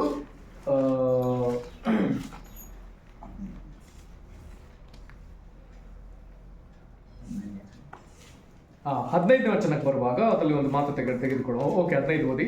15వ వచనం చదువుదాం. అతడు ఒకనికి 5 తలాంతులను, ఒకనికి 2, ఒకనికి 1 ఎవని సామర్థ్యము చొప్పున వానికిచ్చి వెంటనే దేశాంతరము పోయెను. హల్లెలూయా. ಕನ್ನಡ ಬೇಗ. ಅವನು ಒಬ್ಬನಿಗೆ 5 ತಲಾಂತು, ಒಬ್ಬನಿಗೆ 2, ಒಬ್ಬನಿಗೆ 1 ಹೀಗೆ ಅವನವನ ಸಾಮರ್ಥ್ಯದ ಪ್ರಕಾರ ಕೊಟ್ಟು ಬೇರೊಂದು ದೇಶಕ್ಕೆ ಹೋದನು. ಆಮೆನ್. హల్లెలూయా. హల్లెలూయా. ಹೆಂಗಿರ್ಬೋದು? ఏ విధంగా ఉండొచ్చు? ಈಗ ಒಬ್ಬ ಅವನ ಹತ್ರ ಇಷ್ಟೊಂದು ಇಟ್ಕೊಂಡು ಒಬ್ಬನ ಕರೆದು ನೀನು 5 ತಗೋ, ಇನ್ನೊಬ್ಬನ ಕರೆದು ನೀನು 2 ತಗೋ, ಇನ್ನೊಬ್ಬನ ಕರೆದು 1 ತಗೋ ಅಂದರೆ ನಮ್ಗೆ ಏನಾಗುತ್ತೆ? ಒಂದು ನಮಗೆ ಕೊಟ್ಟಿದ್ರೆ ನಮ್ಗೆ ಅವ್ರನ್ನ ನೋಡಿ ಏನಾಗುತ್ತೆ? ఒకవేళ అందరిని పిలిచి ఇంత పెట్టుకొని ఒకరికి 5 ఇచ్చి, ఇంకొకరికి 2 ఇచ్చి, ఇంకొకరికి 1 ఇచ్చినప్పుడు 1 మేమే తీసుకుందాం అనుకున్నాం. ಇಲ್ಲಿ ಅಲ್ಲಿ 5, 2, 1ನ ಹಿಂಗೆ ತಗೊಳ್ಳೋಣ. ఇప్పుడు 5, 2, 1 ఈ విధంగా తీసుకుందాం. ಇದು ಯಾವಾಗಲೂ ನಮಗೆ ಸಾಧಾರಣ ದುಡ್ಡಲ್ಲಿ ಹೇಳಿದ್ರೆ ಅರ್ಥ ಆಗುತ್ತೆ. మనకు డబ్బుతో చెప్తే బాగా లోపలికి పోతుంది. కృపేలు ಹೇಳಿದ್ರೆ ನಮಗೆ ಸಾಧಾರಣ ಅರ್ಥ ಆಗಲ್ಲ. కృపలో మనం చెప్తే గిన అర్థం కాదు దాదాపుగా. ಸರಿ, ಇದನ್ನ ಸ್ವಲ್ಪ ದೇವ್ರು ಕ್ಷಮಿಸಲಿ, ದುಡ್ಡಲ್ಲಿ ಹೇಳ್ತೀವಿ. దేవుడు క్షమించని డబ్బుతో చెప్తా. ಈಗ ದೇವ್ರನ್ನ ಕರೆದು, ಈಗ ಯಜಮಾನ ಕರೆದು ಒಬ್ರ ಕೈಗೆ 5 ಕೊಟ್ಟು, ಇನ್ನೊಬ್ರ ಕೈಗೆ 2 ಕೊಟ್ಟು, ಇನ್ನೊಬ್ರ ಕೈಗೆ 1 ಲಕ್ಷ. ఇప్పుడు ఆ యజమాని తనలో ఉండే డబ్బు సంచిలో నుండి తీసి ఒకరికి 5 కోట్లు, ఇంకొకరికి 2 కోట్లు, ఇంకొకరికి 1 లక్ష మాత్రమే ఇచ్చింది. 1 లక్ష కొಟ್ಟು ಹೆಂಗೆ ಹೆಚ್ಚಿಸ್ತಾನೆ? 1 లక్ష మాత్రమే తీసుకున్న ఆలోచన ఏంది? ಏನಾಗುತ್ತೆ? ಅವ್ರಿಗೆ ಮಾತ್ರ 5, ನನಗೆ ಮಾತ್ರ 1 ಲಕ್ಷ. 5 ಕೋಟಿ, ನನಗೆ ಮಾತ್ರ 1 ಲಕ್ಷ. వారికి 5 కోట్లు, నాకు 1 లక్ష. ಇಲ್ಲಿ ಈ ರೀತಿ ಯೋಚನೆ ಮಾಡ್ಲಿಕ್ಕೆ ಆಗಲ್ಲ. ఇందులో ఈ విధంగా ఆలోచించడం కుదరదు. ಅಥವಾ ಕೊಟ್ಟವನನ್ನು ನೋಡಿ ಅವನು ಬಹಳ ಪಕ್ಷಪಾತಿ, ನಮ್ಮ ಯಜಮಾನ ಬಹಳ ಪಕ್ಷಪಾತಿ, అక్కడ అలాగైతే ఇచ్చిన వాడిని చూసి ఇతడు పక్షపాతిగా చూస్తున్నాడు. ಅವನು ಒಬ್ಬೊಬ್ರಿಗೆ ಒಂದೊಂದರ ಮಣೆ ಹಾಕ್ತಾನೆ. ఒక్కొక్కరికి ఒక్కొక్క విధంగా ఆయన చూస్తాడు. ಅವ್ರಿಗೆ ಮಾತ್ರ 5 ಕೊಟ್ಟ, ನನಗೆ ಮಾತ್ರ 5 ಕೋಟಿ ಕೊಟ್ಟ, ನನಗೆ ಮಾತ್ರ 1 ಲಕ್ಷ ಕೊಟ್ಟ. వారికి మాత్రం 5 కోట్లు ఇచ్చిండు, నాకు మాత్రం 1 లక్ష మాత్రమే ఇచ్చిండు. ನಮ್ಮ యಜಮಾನ ಸರಿ ಇಲ್ಲ, ఆ యజమాని సరిలేడు, ಅವನಂತವನು ಇಂಥವನು, అతడు ఇలాంటి వాడు అలాంటి వాడు. ದಯವಿಟ್ಟು ನಾವು ಆ ರೀತಿ ಬಾಯಿ ತೆಗೆಯೋದು ಬೇಡ. దయతో మనం ఆ విధంగా నోరు తెరవడం వద్దు. ಇಲ್ಲೊಂದು ಮಾತು ಬಹಳ ಚೆನ್ನಾಗಿ ಬರ್ತದೆ. ఇందులో ఒక మాట చాలా బాగుంది. ಅವರವರ ಸಾಮರ್ಥ್ಯಕ್ಕೆ ಕೊಟ್ಟ, వారి వారి సామర్థ్యము చొప్పున ఇచ్చిండు. ಹಿಂದಿನ ಕಾಲದಲ್ಲಿ ಮಕ್ಕಳು ಜಾಸ್ತಿ, వెనక కాలంలో పిల్లలు ఎక్కువ. ಈಗ ನಮ್ಮ ತಾಯಿಗೂ ನಮ್ಮ ತಾಯಿದು ಚಿಕ್ಕ ತಂಗಿಗೂ ವಯಸ್ಸು ವ್ಯತ್ಯಾಸ ತೆಗೆದ್ರೆ 20 ವರ್ಷ ವ್ಯತ್ಯಾಸ ಬರುತ್ತೆ. ನನ್ನ ತಾಯಿಗೂ ನನ್ನ ಚಿಕ್ಕಮ್ಮ మా అన్న వాళ్ళ అమ్మ మరియు అన్న వాళ్ళ చిన్నమ్మకు ఇద్దరి మధ్యలో వయసు అంతరం ఎంత తెలుసా? తక్కువ అంటే 20 సంవత్సరాలు ಹೆಚ್ಚಿಕು దాదాపుగా. ಅಲ್ಲಿಗೆ ಹಿಂದಿನ ಕಾಲದಲ್ಲಿ ಅದೇ ರೀತಿನೇ ಇರ್ತಿತ್ತು. అలా దాని అర్థం వెనక కాలంలో అదే విధంగా ఉన్నది. ಹಾಗಾದ್ರೆ ಮನೆಯವರೆಲ್ಲ ಸಂತೆಗೆ ಹೋದ್ರು, కుటుంబస్తులందరూ సంతకి వెళ్ళిండ్రు. 8 ಮಕ್ಕಳು ಸಮೇತ ಅಪ್ಪ ಅಮ್ಮ ಸಂತೆಗೆ ಹೋದ್ರು. 8-10 పిల్లలతో తల్లిదండ్రి సంతకి వెళ్ళిండ్రు. 10 kg ಬ್ಯಾಗ್ ಯಾರ ಕೈಲಿ ಇರುತ್ತೆ? 10 kg బ్యాగ్ ఎవరి చేతిలో ఉంటది? ದೊಡ್ಡವ್ರ ಕೈಲಿ ಇರುತ್ತಾ ಅಥವಾ ಕೊನೆ ಮಗು ಕೈಲಿರುತ್ತೆ. ఆ సంచి పెద్దోళ్ళ చేతిలో ఉంటుందా లేకపోతే ఆఖరిగా పుట్టింటాడే మన చేతిలో ಇಲ್ಲಿ ಚಿಕ್ಕದ ಹಠ ಮಾಡುತ್ತೆ, ನನಗೂ ಬ್ಯಾಗ್ ಬೇಕು ಅಂತೇಳಿ. ఈ లాస్ట్ పుట్టినోడు నాకు బ్యాగ్ కావాల్సి ఉందే అంటాడు. ಕೊಡ್ಲೇಬೇಕು. ಏನೋ ಒಂದು ಚಾಕ್ಲೇಟ್ ಹಾಕಿ ಒಂದು ಚಿಕ್ಕ ಬ್ಯಾಗ್ ಕೊಟ್ಟು ಪ್ಲಾಸ್ಟಿಕ್ ಕವರ್ ಕೊಟ್ಟು ಅದು ನೀನು ಇದನ್ನ ತಗೊಂಡು ಮಾತಾಡ್ತಾರೆ. ఇవ్వాల్సిందే కాబట్టి ఏదో ఒక చాక్లెట్ వేసి చిన్నది ఏదో బ్యాగ్ పెట్టి ఇది నువ్వు తీసుకొని రానంటారు. ఇక్కడ మగు చాక్లెట్ ఎత్లిಕ್ಕೆ ಆಗುತ್ತೆ. ఎందుకంటే ఆ పిల్లలకి చాక్లెట్ 10 kg బ్యాగ్ ఎత్లిಕ್ಕೆ ಆಗಲ್ಲ. 10 kgల బ్యాగ్ ఎత్తడానికి ಅಪ್ಪ ಅಮ್ಮ ಚೆನ್ನಾಗಿ ಗೊತ್ತು, తల్లిదండ్రులకు బాగా తెలుసు ಯಾವ ಮಗುಗೆ ತಾಕತ್ತಿದೆ ಯಾವ ಮಗುಗೆ ತಾಕತ್ತಿಲ್ಲ ಚೆನ್ನಾಗಿ ಗೊತ್ತು. ఏ కుమారునికి బలం ఉంది ఏ కుమారునికి బలం లేదని ಪರಲೋಕದ ನಮ್ಮ ದೇವರಿಗೆ ನಮ್ಮ ಅರಸನಿಗೆ ಚೆನ್ನಾಗಿ ಗೊತ್ತು ಯಾರಿಗೆ 5 ಕೋಟಿ ಕೊಡ್ಬೇಕು, ಯಾರಿಗೆ 2 ಕೋಟಿ ಕೊಡ್ಬೇಕು, ಯಾರಿಗೆ 1 ಲಕ್ಷ ಕೊಡ್ಬೇಕು. ಅವ್ರು ಚೆನ್ನಾಗಿ కాబట్టి మన పరలోకపు తండ్రికి చాలా బాగా తెలుసు ఎవరికి 5 కోట్లు ఇవ్వాలి, ఎవరికి 2 కోట్లు ఇవ్వాలి, ఎవరికి 1,00,000 మాత్రమే ఇవ్వాలని. ಹಾಗಾದ್ರೆ ನಮಗೆ ಕೊಟ್ಟ ಜವಾಬ್ದಾರಿಗಳ ಕಡೆ ಅಷ್ಟೇ ನಾವು ಗಮನ ಕೊಡಬೇಕಾಗಿದೆ. అలాగైతే మనకు వ్యక్తిగతంగా ఇచ్చిన బాధ్యతల వైపు మాత్రమే మనము ఆసక్తిగా ఉండాలి. ನಮ್ಮ ಕೊಟ್ಟದ್ದಕ್ಕೆ ದೇವರಿಗೆ ಸ್ತೋತ್ರ ಹೇಳಿ ಅದನ್ನ ಇನ್ನೂ ಹೆಚ್ಚು ಅಭಿವೃದ್ಧಿ ಪಡಿಸಬೇಕೆನ್ನುವುದಕ್ಕಾಗಿ ನಮ್ಮ ಮನಸ್ಸು ನಾವು ಅಲ್ಲಿ ನಾವು ನಮ್ಮನ್ನು ತೊಡಗಿಸಿಕೊಳ್ಬೇಕಾಗ್ತದೆ. మనము ఇచ్చినటువంటి మనకిచ్చిన బాధ్యతలో మనం దాన్ని విస్తరించడానికి ప్రయాసపడాలి అని మన మనస్సును అందులో కేంద్రీకృతంగా ఉంచుకోవాలి. ಮುಂದಿನ ವಾಕ್ಯ ಓದಿದ್ರೆ ಆಶ್ಚರ್ಯ ಆಗುತ್ತೆ. తర్వాత వాక్యం చదివితే మాకు ఆశ్చర్యం కలుగుతుంది. 5 తలాంతు తెಗೆದುಕೊಂಡವನು ಇನ್ನೂ 5 తలాంతు ಕೊಡಿಸಿದಂತೆ. ఈ 5 తలాంతులు తీసుకున్న ఈ మనిషి ఇంకా 5 వాటితో పాటు కలిపి 2 తలాంతునವನು 2 తలాంతు ಕೊಡಿಸಿದಂತೆ. 2 తలాంతు కలిగిన వాడు ఇంకా 2 తలాంతులను కలిపి 1 తలాంతు ಪಡಕೊಂಡವನು ಅದನ್ನ ಹಾಗೆ ಇಟ್ಕೊಂಡ್ಬಿಟ್ನಂತೆ. 1 తలాంతులు తీసుకున్నవాడు అది అట్టనే ఉంచుకున్నాడంట. ಸರಿಗ ನಮ್ಮ ವಿಷಯಕ್ಕೆ ಬರೋಣ. సరే ఇప్పుడు మన విషయానికి వెళ్దాం. ಇಲ್ಲಿ ನೋಡ್ರಿ 5 తలాంతు పడಕೊಂಡವನು ಏನ್ ಮಾಡ್ದ? మీరు చూడండి 5 తలాంతులు తీసుకున్నవాడు ఏం చేసిండు? 5 తలాంతు 2 తలాంతు ಇಬ್ಬರನ್ನ ತೆಗೆದುಕೊಳ್ಳೋಣ. 5 తలాంతులు 2 తలాంతులు ఇద్దరిని తీసుకుందాం. 5 తలాంತು పడಕೊಂಡವನು తనగిದ್ದಂತ ಕಾಲಾವಕಾಶದಲ್ಲಿ 5ನ್ನ ಇನ್ನೂ 5 ಮಾಡಿದ್ದಾನಲ್ಲ. ఆ 5 తలాంతులు తీసుకున్న మనిషి తనకుండేటువంటి కాల వ్యవధిలో 5ని ఇంకా 5గా ఎక్కువగా చేసిండు కదా. 2 తలాంತು ఇದ್ದವನು తనಗಿರುವ ಕಾಲಾವಕಾಶದಲ್ಲಿ ಆತನ ಜೀವಿತದ ಅವಧಿಯಲ್ಲಿ ಆತನು ಇನ್ನೂ 2 ಮಾಡಿದ್ದಾನಲ್ಲ. ఈ 2 తలాంతు తీసుకున్నవాడు తనకుండేటువంటి జీవిత కాలంలో ఇంకా 2 దానితో పాటు కూడి కలిపిండు కదా. ಹಾಗಾದ್ರೆ 5 ಕೋಟಿ 10 ಕೋಟಿ ಆಯ್ತು ಅನ್ನುವಂತ ಈ ಭಾಗ ನೋಡೋದಕ್ಕಿಂತ ఆ 5 కోటి 10 కోట్లు అయినవి అనే ఈ భాగాన్ని గమనించడం, 2 కోಟಿ 4 కోಟಿ ಆಯ್ತು ಅಂತ ನೋಡೋದಕ್ಕಿಂತ 2 కోట్లు 4 కోట్లు అయినాయి అని చూసేదానికన్నా ಹಾಗಾದ್ರೆ ಅಷ್ಟು ಅದನ್ನ ಹೆಚ್ಚಿಸ್ಲಿಕ್ಕೆ ಅವ್ರು ಪಟ್ಟ ప్రయాస ನೋಡೋಣ. అంతగా పెంచడానికి వారు పడినటువంటి ప్రయాస పనిని గమనించుకుందాం. 5 కోಟಿ కొట్ಟ ಕೂಡಲೇ ಇದನ್ನ ನಾನು ಎರಡರಷ್ಟು ಮಾಡ್ಬೇಕಲ್ಲ ಅಂತ ಹೇಳಿ ಅವನು ಎಷ್ಟು ಪ್ರಯಾಸ ಪಟ್ಟಿರ್ಬೋದು. ఈ 5 కోట్లు ఇచ్చిన వెంటనే దీన్ని నేను ఎక్కువ చేయాలి అని అది ఎంతగా ప్రయాసపడి ఉండొచ్చు. హల్లెలూయా హల్లెలూయా. ಹಾಗಾದ್ರೆ ದೇವರು ನಮಗೆ ಬೋಧನೆ ವರ ಕೊಟ್ಟಿದ್ದಾನೆ ಅಂತ ಹೇಳಿದ್ರೆ ಹಾಗಾದ್ರೆ ನಾನು ದಿನಕ್ಕೆ 1 ಅಧ್ಯಾಯ ಓದುವನು ಇದನ್ನ ನಾನು ಜಾಸ್ತಿ ಮಾಡ್ಬೇಕಾದ್ರೆ ಈಗ ನಾನು 1 ಅಧ್ಯಾಯ ಬದಲು 10 ಅಧ್ಯಾಯ ಓದ್ತೀನಿ. దేవుడు మనకు ఎక్కువ కృపను ఇచ్చినట్లయితే నేను ಬೋಧನೆ ವರ బోధించేటువంటి వరం ఇచ్చినట్లయితే నేను ఇప్పుడు ఎల్లప్పుడు నేను 1 అధ్యాయం చదివేటట్టు ఉండేటోని ఆ రోజు మొదలుకొని నేను 10 అధ్యాయాలను చదివేవాడిగా మారతా. ಅಥವಾ 1 అధ్యాయ ಓದ್ತಿದ್ದವನು ಅದನ್ನ ಈಗ ನಾನು 40 ಅಧ್ಯಾಯ ಓದ್ತೇನೆ. 1 అధ్యాయం చదువుతున్నవాడు ఇప్పుడు 40 అధ్యాయాలు చదువుతాడు. ಅದು 1 అధ్యాయಕ್ಕೆ ಬದಲು ಈಗ 100 అధ్యాಯ ఓದ್ತೇನೆ. 1 అధ్యాయానికి బదులుగా 100 అధ్యాయాలు చదువుతాము. చరిత్రದಲ್ಲಿ ಕೆಲವನ್ನ ನೀವು ನೋಡ್ಬೋದು. ಜಾನ್ ಬುನಿಯನ್ ಅಂತ ಒಬ್ಬ ಭಕ್ತ, చరిత్రలో ఒక భక్తులను చూడొచ్చు. జాన్ బునియన్ అనేటువంటి ఒక భక్తుడు, ಬಹಳ ದೊಡ್ಡ ಭಕ್ತ, చాలా గొప్ప భక్తుడు. ಆತನು ಪ್ರತಿದಿನ ಸೆರೆಮನೆಯಲ್ಲಿ 300 ಚಿಲ್ಲರೆ ಅಧ್ಯಾಯ ಓದ್ತಿದ್ನ. అతడు ప్రతిరోజు చెరసాలలో 300 అధ్యాయాలు చదివేతాడు. ప్రతిరోజు 350 ದಾಟತ್ತದು ಆಕ್ಚುಲಿ. 350 కూడా దాటిపోతుందంట. ಯಾವ ಲೆಕ್ಕ ಅಂತ ಹೇಳಿದ್ರೆ ಆತನು ಅಷ್ಟೇ ಓದಿದ್ರಿಂದ 3 ದಿವಸಕ್ಕೆ ಒಂದ್ಸತಿ ಇಡೀ ಬೈಬಲ್ ಓದಿ ಮುಗಿಸ್ತಿದ್ನಂತೆ. ఆ విధంగా అతడు బైబిల్ చదువుతున్నాడు కాబట్టి 3 రోజులకు ఒకసారి పరిశుద్ధ గ్రంథం అంతటిని చదివేసేవాడట. ಅಲ್ಲಿಗೆ ನಿಲ್ಲೋದು ಬೇಡ, అక్కడికి ఆగేదొద్దు. ಅವನು ಸರಿ ಎಷ್ಟು ವರ್ಷ ಬದುಕಿದ್ನೋ ಆ ವಯಸ್ಸಿಗೆ ತಕ್ಕಂತೆ ಅಷ್ಟು ಪುಸ್ತಕನ ಸೆರೆಮನೆಯಲ್ಲಿ ಬರೆದು ಮುಗಿಸ್ದ.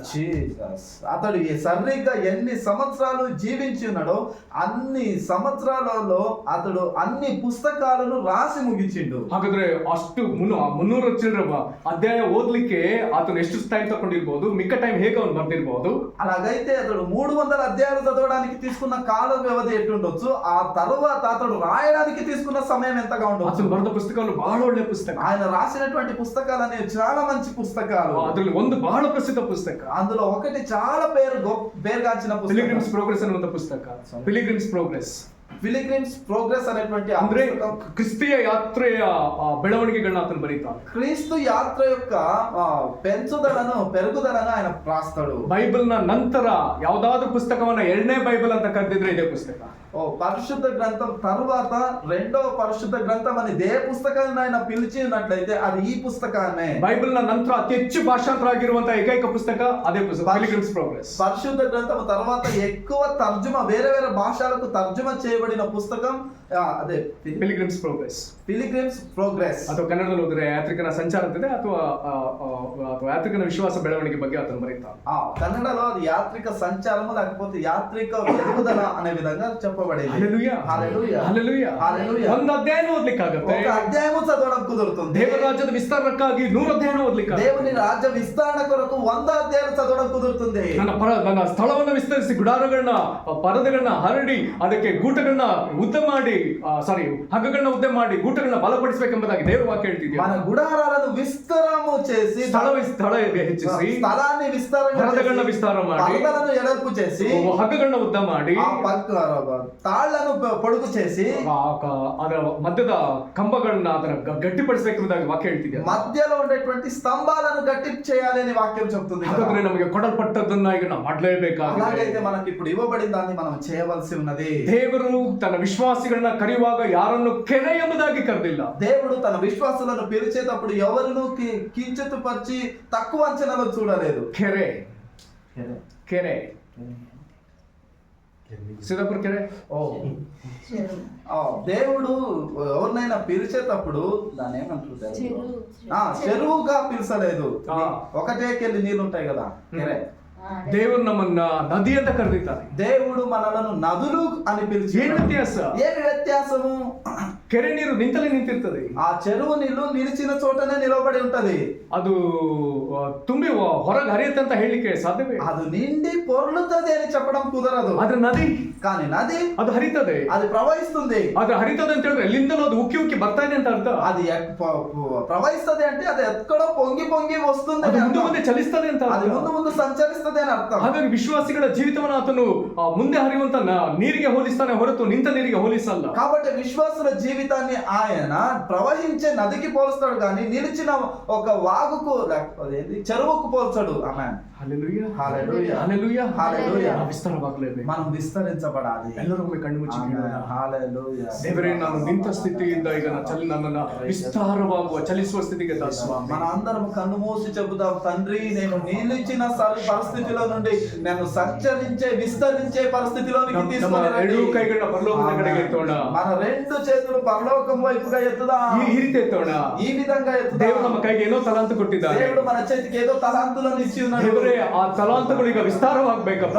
ఈ తలాంతులు ఇప్పుడు విస్తరించబడాలి. విస్తారವಾಗಬೇಕಪ್ಪ. విస్తరించబడాలి. ನನ್ನ ನಂಬಿಕೆ ವಿಸ್ತಾರವಾಗಬೇಕಲ್ಲ, విశ్వాసము విస్తరించబడాలి. ನನ್ನ ಪರಿಶುದ್ಧತೆ ವಿಸ್ತಾರವಾಗಬೇಕಲ್ಲ, విస్తరించబడాలి. ಕ್ರಿಸ್ತನ ಜ್ಞಾನ ವಿಸ್ತಾರವಾಗಬೇಕಲ್ಲ, జ్ఞానము విస్తరించబడాలి. ವಾಕ್ಯವನ್ನು ಹೆಚ್ಚಬೇಕಲ್ಲ, వాక్య జ్ఞానము పెంచబడాలి. ವಾಕ್ಯದ ಪ್ರಕಟಣೆ ಹೆಚ್ಚಬೇಕಲ್ಲ, వాక్య ప్రకటనలు పెరగాలి. ಅಭಿಷೇಕವನ್ನು ಹೆಚ್ಚಬೇಕಲ್ಲ, అభిషేకము నాలో పొంగాలి. ಪ್ರಾರ್ಥನಾ ಜೀವಿತ ಹೆಚ್ಚಬೇಕಲ್ಲ, ప్రార్థన జీవితం ఎక్కువ ಸೇವೆ కావాలి. ಪ್ರಯತ್ನಗಳು ಹೆಚ್ಚಬೇಕಲ್ಲ, సేవ ప్రయాస ఎక్కువ కావాలి కదా. ನಿನ್ನನ್ನು ಕೊಟ್ಟದೆಲ್ಲವೂ ಹೆಚ್ಚಿಸಲ್ಪಡಬೇಕಲ್ಲ. మీరు నాకు అనుగ్రహించినవన్నీ ఎక్కువ కావాలి కదా. ಹೆಚ್ಚಿಸ್ತೇನೆ ಎಂದು ಹೇಳಿದ ದೇವರೇ, ఎక్కువ చేస్తానని పలికిన ವಿಸ್ತಾರವಾಗುವಿರಿ ಎಂಬುದಾಗಿ ಹೇಳಿದ ದೇವರೇ, విస్తారముగా ఉంటానని చెప్పిన ಈಗ ನೀನು ನನ್ನ ಕೈಗೆ ಕೊಟ್ಟದರ ಮೇಲೆ, నీవు మా చేతికి ఇచ్చిన దాంట్లో ಕರ್ತನ ಅವುಗಳ ಮೇಲೆ ನೀನು ಹೆಚ್ಚಿಸುವ ಮಹಿಮೆಯನ್ನು ಸುರಿಸು. ప్రభువా, దాని మీద మీరు పెంచేటువంటి మహిమను కుమ్మరించండి. ಎಲ್ಲರಿಗಿಂತ ಹೆಚ್ಚಿಸುವ ಮಹಿಮೆಯನ್ನು ಸುರಿಸಪ್ಪ. పెరిగే మహిమను కుమ్మరించండి తండ్రి. ವಿಸ್ತರಿಸುವ ಮಹಿಮೆಯನ್ನು ಕೊಡ್ರಪ್ಪ. విస్తరించే మహిమను ఇవ్వండి ನೀನು తండ్రి. ಕೊಟ್ಟರೆ ಮಾತ್ರ. నీవు ఇస్తే మాత్రమే.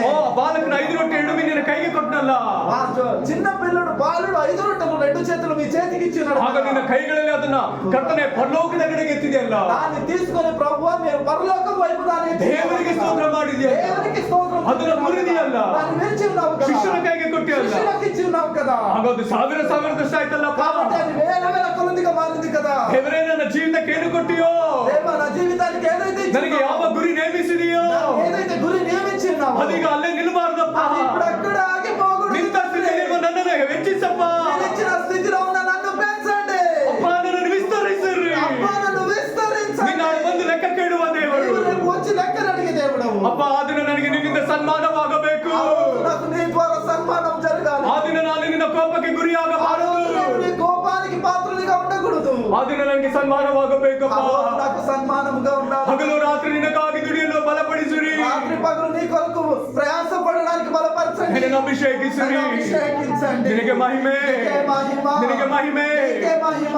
ಯೇಸು ಕ್ರಿಸ್ತನ ಹೆಸರಿನಲ್ಲಿ యేసుక్రీస్తు నామములో ಬೇಡಿದ್ದೇವೆ ತಂದೆ. అడుగుచున్నాము తండ్రి. ಆಮೆನ್. ఆమేన్. హల్లెలూయా. హల్లెలూయా. ನಾವೆಲ್ಲ ಪ್ರಾರ್ಥಿಸೋಣ. మనమందరము ಈ ప్రార్థించుదాం. ವಾರವೆಲ್ಲ ఈ ಪ್ರಾರ್ಥಿಸೋಣ. వారమంతా ప్రార్థిద్దాం. ದೇವರೇ ನೀನು ಕೊಟ್ಟದನ್ನ ನಾನು ಅಲಕ್ಷ್ಯ ಮಾಡ್ತಿದ್ದೇನೆ. ప్రభువా, నేను ఇచ్చిన దాన్ని నేను ఆలక్ష్యం చేస్తున్నా కదా. ಅಲಕ್ಷ್ಯತನ ಸಾಕು. ఆలక్ష్యతనము చాలు. ಇಂದಿನಿಂದ ಕರ್ತನೇ ನಾನು ಅದಕ್ಕಾಗಿ ನಾನು ಪ್ರಯಾಸ ಪಡಬೇಕು. ఈ రోజు మొదలుకొని నేను దాని కొరకు ನಿನ್ನ ರಾಜ್ಯಕ್ಕಾಗಿ ನಾನು ಪ್ರಯಾಸ ಪಡಬೇಕು. రాజ్యము కొరకు ಕ್ರಿಸ್ತನ ప్రయాసపడాలి. ಕಾರ್ಯಗಳಿಗಾಗಿ ನಾನು ಪ್ರಯಾಸ క్రీస్తు ಪಡಬೇಕು. కార్యముల నిమిత్తం ప్రయాసపడాలి. ಪವಿತ್ರಾತ್ಮನ ಜೊತೆ ಸೇರಿ ನಾನು ಓಡಬೇಕು. పరిశుద్ధాత్మతో కలిసి పరిగెత్తాలి. ಹಲ್ಲೆಲೂಯಾ. హల్లెలూయా. ನೀನು ಹೇಳುವಾಗ ನಾನು ಮೊಣಕಾಲುಗಳಲ್ಲಿ ಬರಬೇಕು. నీవు చెప్పినప్పుడు నేను మోకాలులో రావాలి. ನೀನು ಯಾವ ಕೆಲಸಗಳನ್ನ ಸೂಚಿಸ್ತೋ ಅದನ್ನ ನಾನು ಸಿದ್ಧ ಮನಸ್ಸಿನಿಂದ ಮಾಡಲೇಬೇಕಪ್ಪ. నీవు ఏదైతే సూచిస్తావో పనులన్నీ నేను సిద్ధ మనస్సుతో జరిగించాలి. ಹಲ್ಲೆಲೂಯಾ. హల్లెలూయా. ಹಲ್ಲೆಲೂಯಾ. హల్లెలూయా. ಎಲ್ಲರೂ ಕೇಳೋಣ, ದೇವರೇ ಈ 5 ತಲಾಂತನ 5 ತಲಾಂತಿಗೆ 5 ಕೂಡಿಸಿದಲ್ಲ ಆ ಸ್ಥಾನಕ್ಕೆ ನನ್ನ ನಡೆಸಿರಪ್ಪ. ప్రభువా, అందరం అడుగుదాం, ఈ 5 తలాంతులకు మరి 5 చేర్చిన స్థానములోనికి స్థితిలోనికి మమ్మల్ని చేర్చండి తండ్రి.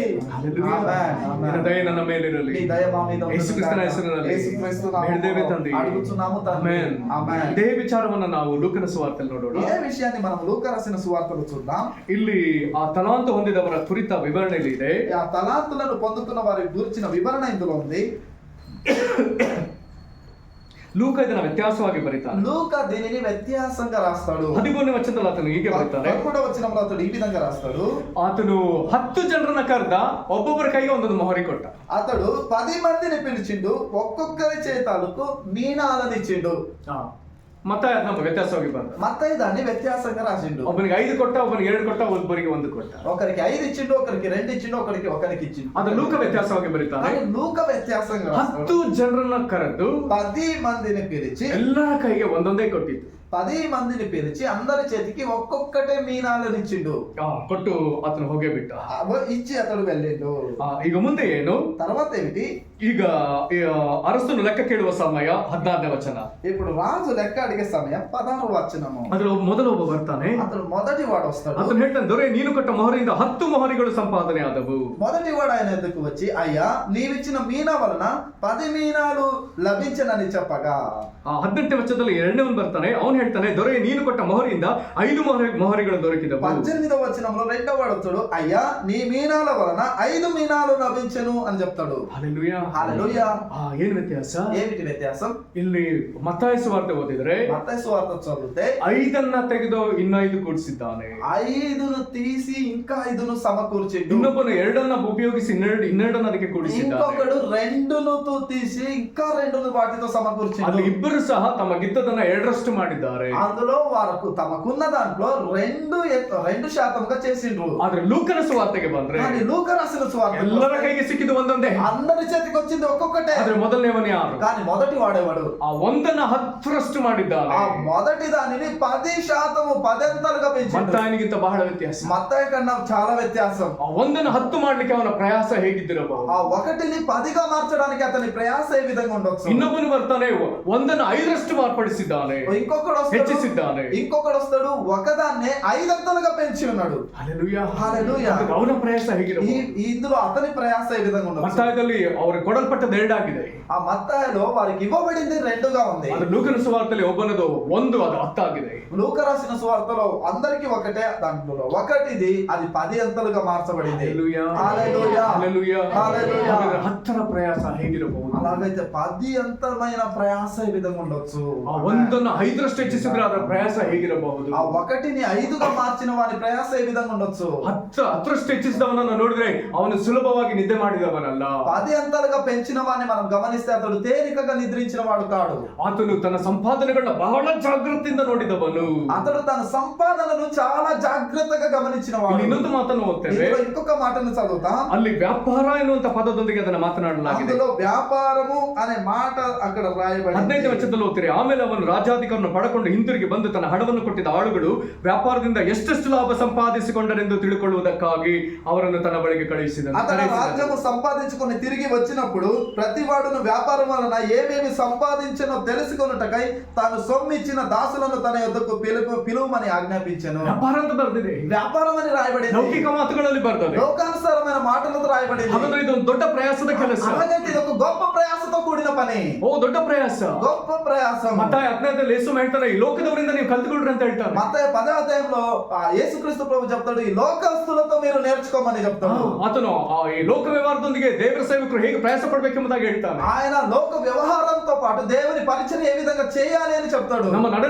ನಮ್ಮ ನಡವಳಿಕೆಯಲ್ಲಿ ಹೇಗಿರ್ಬೇಕೆನ್ನುವುದಕ್ಕೆ ಆತನು ಈ ರೀತಿ ಹೇಳ್ತಾನೆ, ಪಾರಿವಾಳದಂತೆ ನಿಷ್ಕಪಟಿಗಳು ಸರ್ಪದಂತೆ ಜಾಣರಾಗಿರಿ ಅಂತಾನೆ. మన ప్రవర్తన ఏ విధంగా ఉండాలి అని ఆయన చెప్పడానికి ఈ విధంగా చెప్తాడు, మీరు పావురము వలె నిష్కపటులను సర్పము వలె వివేకమును కలిగి ఉండమని.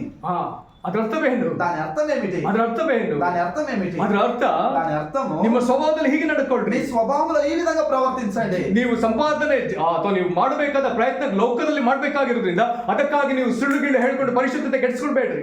మీరు చేయవలసినటువంటి వ్యాపారం ఈ లోకంలో చేయాలి కాబట్టి దాని కొరకే మీరు అబద్ధమాడి ప్రయాసపడొద్దు. ನಾನೇನೋ ಮಾಡ್ಬೇಕು, ಸುಳ್ಳು ಹೇಳಿದ್ರೆ ಕೆಲಸ ಆಗುತ್ತೆ, ಇಲ್ಲ ಪರಿಶುದ್ಧತೆ ಕೆಡಿಸ್ಕೋಬೇಡ್ರಿ. నేనేదో ఒకటి పని చేయాలి, నేను అందులో అబద్ధం చెప్పాలి, లేదు అందులో పరిశుద్ధతను చెడుపుకోవద్దు. ನೀವು ಮಾಡೋದನ್ನ ನೀವು ಪರಿಶುದ್ಧತೆಯಲ್ಲೇ ಮಾಡ್ಬೇಕು. మీరు చేయవలసిన దాన్ని పరిశుద్ధతలోనే చేయాలి. ಪಾರಿವಾಳಗಳಂತೆ ನಿಷ್ಕಪಟಿಗಳಾಗಿರಿ. కాబట్టి పావురము వలె నిష్కపటముగా ఉండండి. ಅದನ್ನು ನೀವು ಮಾಡುವಂತದನ್ನ ಬಹಳ ಚುರುಕಾಗಿ ಮಾಡ್ಬೇಕು. కాబట్టి మీరు చేయవలసిన దాన్ని చాలా వేగంగా చురుకుగా చేయాలి. ನೀವು ಇತರರಿಗಿಂತಲೂ ಅತಿ ವೇಗವಾಗಿ ನೀವು ಇರಬೇಕು. మీరు ఇతరుల కన్నా ఎక్కువ వేగంగా మీరు ఉండాలి. ಹಾಗಾಗಿ ನೀವು ಸರ್ಪದಂತೆ ಜಾಣರಾಗಿರ್ರಿ. కాబట్టి మీరు సర్పము వలె వివేకం కలిగి ఉండండి. హల్లెలూయా, హల్లెలూయా. ಅದರ್ಥ ಸರ್ಪದ ಹಾಗೆ ಮೋಸಗಿಸ ಮಾಡ್ರಿ ಅಂತ ಹೇಳ್ತಾ ಇಲ್ಲ. దాని అర్థము మీరు సర్పము వలె మోసపుచ్చమని కాదు, ಬದಲಾಗಿ ಚಾಣಕ್ಷರಾಗಿರಿ ಅಂತ ಹೇಳ್ತಾರೆ. దానికి వ్యతిరేకంగా వివేకము కలిగి ఉండండి. ಇತರರು ಸುಲಭವಾಗಿ ನಿಮ್ಮ ಮೇಲೆ ದೊರೆತನ ಮಾಡ್ಲಿಕ್ಕೋ ಅಥವಾ ನಿಮ್ಮ ಮೇಲೆ ಅಧಿಕಾರ ನಡೆಸಲಿಕ್ಕೆ ಬಿಟ್ಟುಕೊಡ್ಬೇಡ್ರಿ ಅಂತ. ఇతరులు మీ మీద ప్రభుత్వం చేయడానికో మిమ్మల్ని స్వాధీనపరచుకోవడానికి మిమ్మల్ని మీరు విడిచిపెట్టవద్దు అని చెప్తాడు. ಅದರರ್ಥ ಬಿಸ್ನೆಸ್ ಮಾರ್ಕೆಟ್ ಅಲ್ಲಿ 2 ತರ ಇದೆ, ಒಂದು ಮಾನೋಪಲಿ, ಇನ್ನೊಂದು ಅಲಿಗೋಪಲಿ. బిజినెస్ వ్యవహారంలోనే 2 విధానం ఉంది, ఒకటి మోనోపలి, ఇంకొకటి ಅಲಿಗೋಪಲಿ. ఆలిగోపలి. ಮಾನೋಪಲಿ ಅವರು ಅವ್ರ ಮೇಲೆ ಯಾರೋ ಚಾಲೆಂಜೇ ಇಲ್ಲ.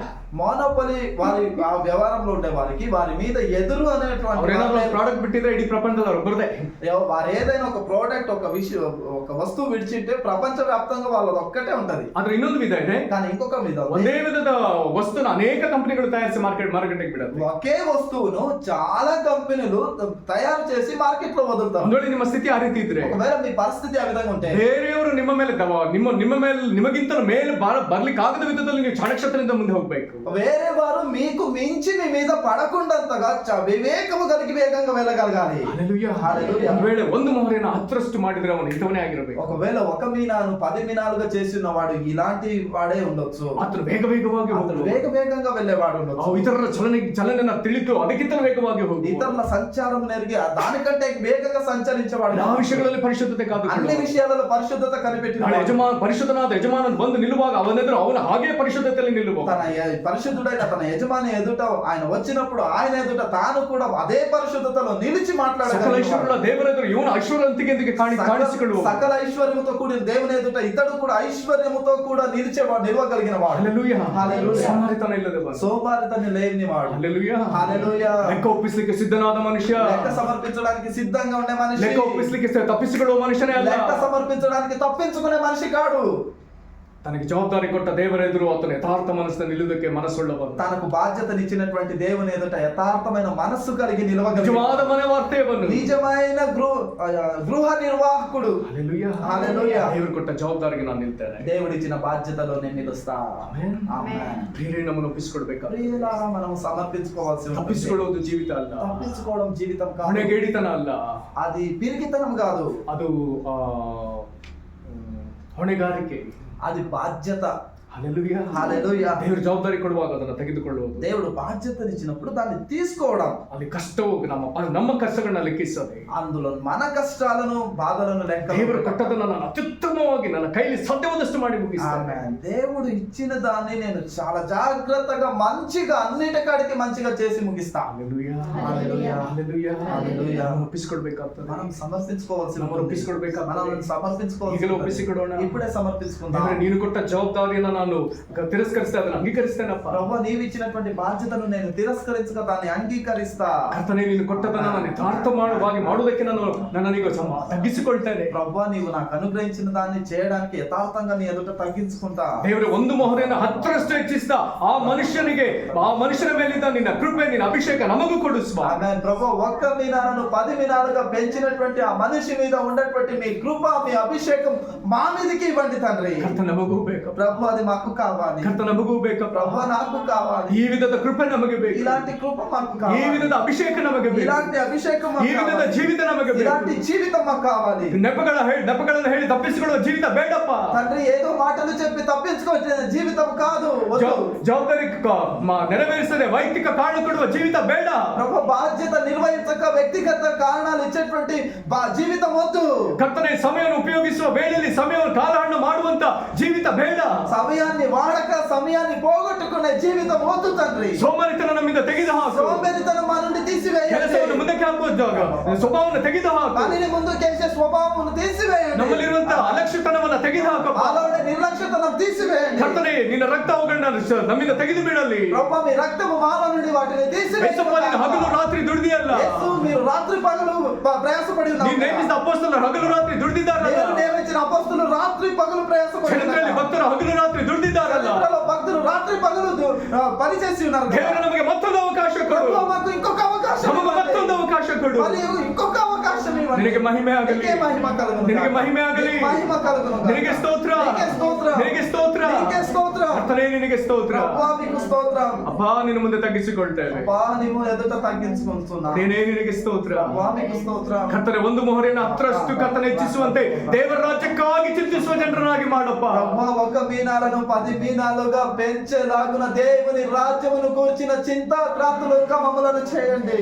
ದೇವರ ರಾಜ್ಯದ ಜವಾಬ್ದಾರಿಗಳನ್ನ ಇನ್ನು ಒಪ್ಪಿಕೊಂಡಿಲ್ಲ ಸ್ವಾಮಿ. దేవుని రాజ్యపు బాధ్యతలను మేము ఇంకా అంగీకరించలేదు. ನಮ್ಮನ್ನು ಕ್ಷಮಿಸಿರಿ. మమ్మలను క్షమించండి. ದೇವರೇಗೂ ನಿನ್ನ ಬಳಿಗೆ ಬರ್ತೇವೆ. ప్రభువా, మీ ఎదుటికే వస్తున్నాం. ಕರ್ತನೆ, ನಂಬಿಕಸ್ತ ಮನೆ ವಾರ್ತವ್ಯನಂತೆ ನಮ್ಮನ್ನು ಮಾರ್ಪಡಿಸಪ್ಪ. ప్రభువా, నమ్మకమైన గృహ నిర్వాహకునిగా మమ్మల్ని మార్చండి. ಅಂತ್ಯದಲ್ಲಿ ನಂಬಿಕಸ್ತನಾದ ಒಳ್ಳೆಯಾಳು ಎನ್ನುವ ಬಿರುದಿಗೆ ನಮ್ಮನ್ನು ನೇಮಿಸು. అంతములో బలా నమ్మకమైన మంచి దాసుడా అనేటువంటి ఆ నామ బిరుదులకు మమ్మలను పాత్రలుగా ನೀನು ಲೆಕ್ಕ ಕೇಳುವನೆಂಬುದನ್ನು ನಾವು ಯಾವಾಗಲೂ ಎಚ್ಚರಿಕೆಯಿಂದ ತೆಗೆದುಕೊಂಡು ಕರ್ತನೆ, ಅದಕ್ಕೆ ನಿನ್ನ ಮುಂದೆ ಲೆಕ್ಕ ಒಪ್ಪಿಸುವ ಜನರನ್ನಾಗಿ ಮಾರ್ಪಡಿಸು. ప్రభువా, నీవు లెక్క అడుగుతావు అనేటువంటి బాధ్యతను మేము అంగీకరించి ఎల్లప్పుడూ ఆ లెక్కను సమర్పించే వారంగా సిద్ధంగా ఉండేటువంటి స్థానంలో మమ్మల్ని నిలబెట్టండి. ಅದಕ್ಕೆ ಬೇಕಾದ ಎಚ್ಚರಿಕೆಯನ್ನು ಕೊಡು. దీనికి కావలసినటువంటి ನಿನ್ನ ವಾಕ್ಯ ನಮ್ಮನ್ನು ಎಚ್ಚರಿಸಲಿ. ఈ వాక్యం మమ్మల్ని హెచ్చరించును గాక. ನಿನ್ನ ಅಭಿಷೇಕ ನಮ್ಮನ್ನು ఈ ಎಚ್ಚರಿಸಲಿ. అభిషేకం మమ్మల్ని హెచ్చరించును గాక. ಅದಕ್ಕಾಗಿ ಎಚ್ಚರಿಕೆ ಪ್ರಾರ್ಥನೆ ಕೊಡಪ್ಪ. నీ కొరకైన హెచ్చరిక ప్రార్థనను అనుగ్రహించండి. ವ್ಯರ್ಥಾಚಾರಗಳಿಂದ ನಮಗೆ ಬಿಡುಗಡೆ ಆಗಲಿ. వ్యర్థమైన ఆచారాల నుండి విడుదల ನಿನಗೆ ಇಷ್ಟವಿಲ್ಲದ ನನ್ನ ಜೀವಿತದಲ್ಲಿ ತೆಗೆದೇವೆ ಸ್ವಾಮಿ. ఇష్టం లేనిది మా జీవితంలో నుండి తీసివేస్తాము ప్రభువా. ಲೆಕ್ಕ ಕೇಳುವ ದೇವರೇ, ನಿನಗಾಗಿ ನನ್ನ ಹೃದಯ ಹೆದರಿ ನಡಗಲಿ. లెక్కను అడిగేటువంటి దేవా, నీ కొరకు నా హృదయము భయముతో వనకని ಯೇಸು ಕ್ರಿಸ್ತನ ಹೆಸರು ಬೇಡಿಕೊಳ್ತೇವೆ ತಂದೆ. యేసుక్రీస్తు నామములో అడుగుచున్నాము తండ్రి. ಆಮೆನ್. ఆమేన్. ಹಲ್ಲೆಲೂಯಾ. హల్లెలూయా. ಹಲ್ಲೆಲೂಯಾ. హల్లెలూయా. 5 ತಲಾಂತುಗಳನ್ನ 5ರಷ್ಟು 10ರಷ್ಟು ಮಾಡಿದವನು, 2 ತಲಾಂತನ 4ರಷ್ಟು ಮಾಡಿದವನು, 5 తలాంతులను 10 అంతలుగా చేసిన వాడు, 2 తలాంతులను 4గా చేసిన వాడు. ಇವನಿಗೆ ಏನು ದೇವರು ಕೊಟ್ಟ? వీరికి దేవుడు ఏమేమి ఇచ్చిండు? ಅಥವಾ ಲೂಕನ ಸುವಾರ್ತೆ ಪ್ರಕಾರ 1 ಮೊಹರೆಯನ್ನು 10ರಷ್ಟು ಹೆಚ್ಚಿಸಿದವನು, అలా లేకపోతే లూకా రాసిన సువార్త ప్రకారంగా 1 మీనాలను 10 మీనాలుగా చేసిన వానికి, ಅಥವಾ 1ನ್ನು 5ರಷ್ಟು ಹೆಚ್ಚಿಸಿದವನು, లేకపోతే ఒకదానిని 5 అంతలుగా 5గా చేసిన వానికి ಅವರಿಗೆ ಏನು ಬಿರುದು? వారికి ఉండేటువంటి బిరుదులేమి? ಅವರಿಗೆ ಏನು ಪ್ರತಿಫಲ? వారికి ప్రతిఫలం ఏమిటి? ಮತ್ತಾಯ ಹೇಗೆ ಬರೀತಾನೆ? మత్తయి ఏ విధంగా రాస్తాడు? ಮತ್ತಾಯ 25ನೇ ಅಧ್ಯಾಯ, మత్తయి రాసిన సువార్త 25వ అధ్యాయము. ಅಲ್ಲಿ ದಣಿಯು ಇಬ್ಬರಿಗೆ ಹೇಳುವಂತ ಮಾತು ಒಂದೇ ಆಗಿದೆ. అందులో ఆ యొక్క యజమాని ఇద్దరికి చెప్పేటువంటి మాట ఒకటే. 5ನ್ನು 10 ಎಂಬುದಾಗಿ ಕೊಟ್ಟವನಿಗೆ ದಣಿ ಹೇಳ್ತಾನೆ. 21ನೇ ವಚನ. 5ను 10గా చేసిన వానికి ఆ యజమాని చెబుతాడు 25వ వచనములో. ಅವನ ದಣಿಯು ಬಲ ನಂಬಿಗಸ್ತನಾದ ಒಳ್ಳೆಯ ಆಳು ನೀನು, ಸ್ವಲ್ಪ ಕೆಲಸದಲ್ಲಿ ನಂಬಿಗಸ್ತನಾಗಿದ್ದಿ, ದೊಡ್ಡ ಕೆಲಸದಲ್ಲಿ ನಿನ್ನನ್ನು ಇಡುತ್ತೇನೆ, ನಿನ್ನ ದಣಿಯ ಸೌಭಾಗ್ಯದಲ್ಲಿ ಸೇರು ಅಂದನು. 21, 24, 21 సారీ 25, 21. 25వ అధ్యాయం 21వ వచనంలో అతడు యజమానుడు, బల నమ్మకమైన మంచి దాసుడా, నీవు ఈ కొంచెములో నమ్మకముగా ఉంటేవి, నేను అనేకమైన వాటిని మీద నియమించుదును, నీ యజమాని సంతోషములో పాలు పొందుమని అతనితో చెప్పాను. హల్లెలూయా, హల్లెలూయా, ಹಲ್ಲೆಲೂಯಾ. ಪ್ರತಿ ಮಾತುಗಳನ್ನ ನೋಡೋಣ. ప్రతి మాటలను చూద్దాం. ಇದೇ ರೀತಿ ಎರಡನೇ ಹಾಡಿಗೂ ಆತನು ಇದೇ ಮಾತುಗಳನ್ನ ಹೇಳ್ತಾನೆ. ఇదే మాటలనే రెండో దాసునికి కూడా చెప్తాడు. 23ನೇ ವಚನ, 23వ ಬಲ వచనం, ನಂಬಿಗಸ್ತನಾದ ಒಳ್ಳೆ ಆಳು ನೀನು, ಸ್ವಲ್ಪ ಕೆಲಸದಲ್ಲಿ ನಂಬಿಗಸ್ತನಾಗಿದ್ದಿ, ದೊಡ್ಡ ಕೆಲಸದಲ್ಲಿ ನಿನ್ನನ್ನು ಇಡುತ್ತೇನೆ, ನಿನ್ನ ದಣಿಯ ಸೌಭಾಗ್ಯದಲ್ಲಿ ಸೇರು. బల నమ్మకమైన మంచి దాసుడా, నీవు ఈ కొంచెములో నమ్మకముగా ఉంటివి, నిన్ను అనేకమైన వాటి మీద నియమించేదను. 4 ವಿಷಯಗಳಿವೆ. 4 విషయాలు ఉన్నాయి. 1, మొదటిది, ದೇವರು ಅವನನ್ನ ಶ್ಲಾಘಿಸ್ತಿದ್ದಾನೆ. దేవుడు అతనిని పొగుడుతున్నాడు. ಏನಂತ ಹೇಳ್ತಿದ್ದಾನೆ? ఏమంటున్నాడు? ಬಲ ನಂಬಿಗಸ್ತನಾದ ಒಳ್ಳೆ ಆಳು ನೀನು. బల నమ్మకమైన మంచి దాసుడా. ಹಲ್ಲೆಲೂಯಾ, హల్లెలూయా. ಹಲ್ಲೆಲೂಯಾ. హల్లెలూయా. ಈ ವಾಕ್ಯವನ್ನ ಓದುವವರು ಅರ್ಥ ಮಾಡಿಕೊಳ್ಳೋಣ. ఈ వాక్యాన్ని చదివిన వారమైన మనం అర్థం చేసుకున్నాం. ಓದೋರಿಗೆ ಮಾತ್ರ ಹೇಳ್ತಲ್ಲ, ಕೇಳುವವರಿಗೂ ಸಹ మనం ఈ వాక్యాన్ని వినుచున్న వారికి కూడా మనం ఇది చెప్తున్నది. ಏನಂತೆ? ఏమంట? ಇಲ್ಲಿ ಒಂದು ಬಿರುದು ದೇವರು ಕೊಡ್ತಿದ್ದಾನೆ. ఇందులో ఒక బిరుదును దేవుడు ఇస్తున్నాడు. ಆಳು, దాసుడు, ಆಳು, దాసుడు. ಎಷ್ಟು ಜನಕ್ಕೆ ಇಷ್ಟ ನಮ್ಮನ್ನ ಆಳೆಂಬುದಾಗಿ ಕರೆಸ್ಕೊಳ್ಳಿಕ್ಕೆ? ಯಾರಿಗೆ ಇಷ್ಟ? ఎంతమందికి ఇష్టం మన దాసునిగా పిలుచుకోవాలి, పిలువబడాలి నన్ను అని? ಈಗಿನ ವ್ಯವಸ್ಥೆಯಲ್ಲಿ ಅನೇಕರಿಗೆ ಈ ಮಾತು ಹೇಳಿಸ್ಕೊಳ್ಳಿಕ್ಕೆ ಇಷ್ಟ ಇಲ್ಲ. ఈ ఇప్పటి కాలపు వ్యవస్థలో చాలా మందికి ఈ మాటను పిలువబడడం ఇష్టమే లేదు. ನಾವೇನ್ ಆಳ? మేమేం దాసులమా? ನಾವೇನ್ ಅವ್ರ ಮನೆ ಕೆಲಸ ಮಾಡ್ತೀವಾ? మేమేం ನಾವೇನ್ ಅವ್ರ ಮನೆ ಮೊಸರು ತೊಳಿತೀವಾ? మేము వాళ్ళ ఇంట్లో పాత్ర తోముతాం. ಏನೇನೋ ಮಾತಾಡ್ಬಿಡ್ತೀವಿ. ఏమేమో మాట్లాడతాం. ದೇವರ ಮುಂದೆ ಈ ಮಾತು ನಡೆಯಲ್ಲ. దేవుని ఎదుట ఈ మాటలు నడుస్తాయి. ಆತನು ಯಾವಾಗಲೂ ಯಜಮಾನನೇ. ఆయన ఎల్లప్పుడూ యజమానినే. ಪ್ರಾರ್ಥನೆಯಲ್ಲಿ ಎಷ್ಟು ಮಂದಿ ಆತನನ್ನ ಕರ್ತನು ಅಂತ ಕರಿತೀವಿ? ప్రార్థనలో ఎంతో మంది వారిని ఆయనను ప్రభువు అని పిలుస్తారు. ಎಷ್ಟು ಜನ ಕರಿತೀವಿ? ఎంతమంది పిలుస్తారు? ಆತನನ್ನ ಪ್ರಭು ಅಂತ ಕರೆದ ಕೂಡಲೇ, ಕರ್ತನಂತ ಕರೆದ ಕೂಡಲೇ ನಾವು ಆಳುಗಳೇ. ఆయనను కర్తను ప్రభువు అని పిలిచిన ప్రతిసారి మేము దాసులమే. హల్లెలూయా, హల్లెలూయా, హల్లెలూయా, హల్లెలూయా. ಹಾಗಾಗಿ ನಾವೆಲ್ಲರೂ ಆಳುಗಳೇ. కాబట్టి మనం అందరం దాసులమే. ಕೆಲವರಿಗೆ ಸೇವೆಯಲ್ಲಿ ಪದವಿಗಳ ಮೇಲೆ ಭಯಂಕರ ಆಸೆ. కొందరికి సేవలలో పదవుల మీద చాలా ఇష్టం. ನಾನಾ ವಿಧವಾಗಿ ಮಾತಾಡ್ತಾರೆ. వేరే విధంగా మాట్లాడతారు. ನಾನು ನಾನಾ ವಿಧದಲ್ಲಿ ಕೇಳಿದ್ದೇನೆ. నేను వేరే విధంగా విని ఉన్నా. ಕೆಲವರು ಹೀಯಾಳಿಸೋದಕ್ಕೋಸ್ಕರ ಮಾತನಾಡ್ತಾರೆ. కొందరు అపహాస్యం చేయడానికి మాట్లాడతారు. ಕೆಲವರು ಹೆಚ್ಚಳಿಕೆಗೋಸ್ಕರ కొందరు ಮಾತನಾಡ್ತಾರೆ. హెచ్చింపు కొరకు మాట్లాడతారు. ಹೇಗೆ? ఏ విధంగా? ಗೇಲಿ ಮಾಡ್ಲಿಕ್ಕೋಸ್ಕರ ಹೆಂಗ್ ಮಾತಾಡ್ತಾರೆ. అపహాస్యం చేసేదానికి ఏ విధంగా మాట్లాడతారు. ಕೆಲವು ಪಾಸ್ಟ್ರು ಕೆಲವ್ರನ್ನ ನೋಡಿ ಹೇಳ್ತಾರೆ, కొందరు పాస్టర్లు కొందరిని చూసి చెప్తాడు, ಅವನಾ వాడా ಅವನ ಎವಾಂಜಲಿಸ್ಟ್, అతడు సువార్థికుడు, ನಾವು ಪಾಸ್ಟರ್. నేను కాపర్ని. ಅದ್ರ ಅರ್ಥ ಏನು? దాని అర్థం ఏమిటి? ಸುವಾರ್ಥಿಕ ಅವನ ಸೇವೆ ತುಂಬಾ ಕೆಳಮಟ್ಟದ್ದು. సువార్థికుడు అంటే అతని సేవ కింద ఉండే సేవ. ಅದು ಪಾಸ್ಟ್ರು. నేను కాపర్ని, ಅದಕ್ಕಿಂತ ದೊಡ್ಡ ಸ್ಥಾನ. సువార్థికుని కన్నా ಅದು ಹೀಯಾಳಿಸೋದಕ್ಕೋಸ್ಕರ ಕೆಲವರಿಗೆ అది అపహాస్యం చేయడానికే కొందరు ఈ విధంగా ಕೆಲವರು మాట్లాడతారు. ಹೆಚ್ಚಳಿಕೆಗೋಸ್ಕರ. కొందరు హెచ్చరిక కోరుతారు. ಹೇಗೆ? ఏ విధంగా? ಇದು ಕೆಲವು ರಾಜ್ಯಗಳಲ್ಲಿ, ದಕ್ಷಿಣ ಭಾರತದ ರಾಜ್ಯಗಳಲ್ಲಿರುವಂತಹ ದೊಡ್ಡ ಒಂದು ಶೋಧನೆ ಅಂತಾನೆ ಹೇಳ್ಬೋದು. దక్షిణ రాజ్యాలలో ఉండేటువంటి ఒక గొప్ప శోధననే అనొచ్చు. ದಕ್ಷಿಣ ಭಾರತದ ರಾಜ್ಯಗಳಲ್ಲಿರುವಂತಹ ಒಂದು ಶೋಧನೆ. దక్షిణ భారత దేశపు రాజ్యాలలో ఉండేటువంటి ఒక గొప్ప శోధన. ಏನದು ಶೋಧನೆ? ఏమిటి ఆ శోధన? ಕೆಲವರು ಹೇಳ್ತಾರೆ, కొందరు చెప్తారు, ನಾನು ಎಷ್ಟು ದಿವಸ ಪಾಸ್ಟರ್ ಆಗಿದ್ದೆ, నేను ఎన్ని రోజులు పాస్టర్ గా ನನಗೆ ಆರ್ಡಿನೇಷನ್ ಆಗಿದೆ, నాకు ఇప్పుడు ఆర్డినేషన్ చేయబడింది, ಈಗ ನಾನು ಇನ್ನು ಮುಂದೆ ರೆವರೆಂಡ್, ఇప్పుడు నేను రెవరెండ్. ಇನ್ನು ಸ್ವಲ್ಪ ದಿವಸ ಆದ್ಮೇಲೆ, ఇంకా కొద్ది రోజు తర్వాత ಈಗ ನನಗೆ ಇನ್ನೂ ಜಾಸ್ತಿ ಆರ್ಡಿನೇಷನ್ ಆಗಿದೆ, ఇప్పుడు ఆ రెవరెండ్ నుంచి ఇంకా గొప్పగా నన్ను ఆర్డినేషన్ అయింది. ಈಗ ನಾನು ರೆವರೆಂಡ್ ಅಲ್ಲ, ನಾನೀಗ ಬಿಷಪ್. ఇప్పుడు నేను రెవరెండ్ మాత్రమే కాదు, నేను ఒక బిషప్. ಇನ್ನೂ ಸ್ವಲ್ಪ ದಿವಸ ಆದ್ಮೇಲೆ ఇంకా కొద్ది రోజులైనా ನನಗೆ ಬಿಷಪ್ ಅಲ್ಲ, ಆರ್ಚ್ బిషప్. నేను ఇప్పుడు నాకు ఇంకొక ఆర్డినేషన్ అయింది, నేను ఇప్పుడు బిషప్ మాత్రమే కాదు, ఆర్చ్ బిషప్ ని. ಹಾಗಾದ್ರೆ ಎಲ್ಲರಿಗೂ ಅರ್ಥವಾಗಲಿ, అలాగైతే అందరికీ తెలియాలి. ನಾಳೆ ನಮ್ಮ ಕೆಲಸ ಸರಿಯಾಗಿ ಮಾಡಿದ್ರೆ ಹೋಗಿ ಯೇಸುಕ್ರಿಸ್ತನ ಎದುರು ನಿಲ್ತೇವೆ. నేను మా పనిని బాధ్యతను సరిగ్గా చేసినట్లయితే రేపు యేసుక్రీస్తు ఎదుట మనం ధైర్యంగా నిలబడతాం. ಎಂತದೇ ಪದವಿ ತಕೊಂಡೋಗಿ ನಿಂತ್ರು ಯೇಸು ಸ್ವಾಮಿ ಒಳ್ಳೆ ಆಳು ಅಂತಾನೇ ಕರೀತಾರೆ. ఎంత మంచి గొప్ప పదవులను తీసుకోపోయినా యేసుక్రీస్తు పిలిచేది దాసుడా అని. ఆర్చ్ బిషప్ నన్ను ఆళ్ళంతనే కరి, ఆర్చ్ బిషప్ ను కూడా నాయన నువ్వు బిషప్ ను ఆళ్ళంతనే కరి, బిషప్ కూడా దాసుడే, రెవరెండ్ ను ఆళ్ళంత కరి, రెవరెండ్ దాసుడే, పాస్టర్ ను ఆళ్ళంత కరి, పాస్టర్ ను ఎవాంజలిస్ట్ ను ಆಳಂತ ಕರಿ, ఎవాంజలిస్ట్ ను దాసుడనే. ಏನು ಹೇಳ್ಕೊಳ್ತಾ ಹೋದ್ರೆ ಅವನ ಆಳಂತನೇ ಕರಿ. నీవు ఏమి చెప్పకపోయినా కూడా అతని దాసుడనే యేసుక్రీస్తు ప్రభు. ಈಗಲೇ ನಾವು ಸಿದ್ಧರಾಗೋಣ. ఇప్పుడే మనం సిద్ధపడదాం.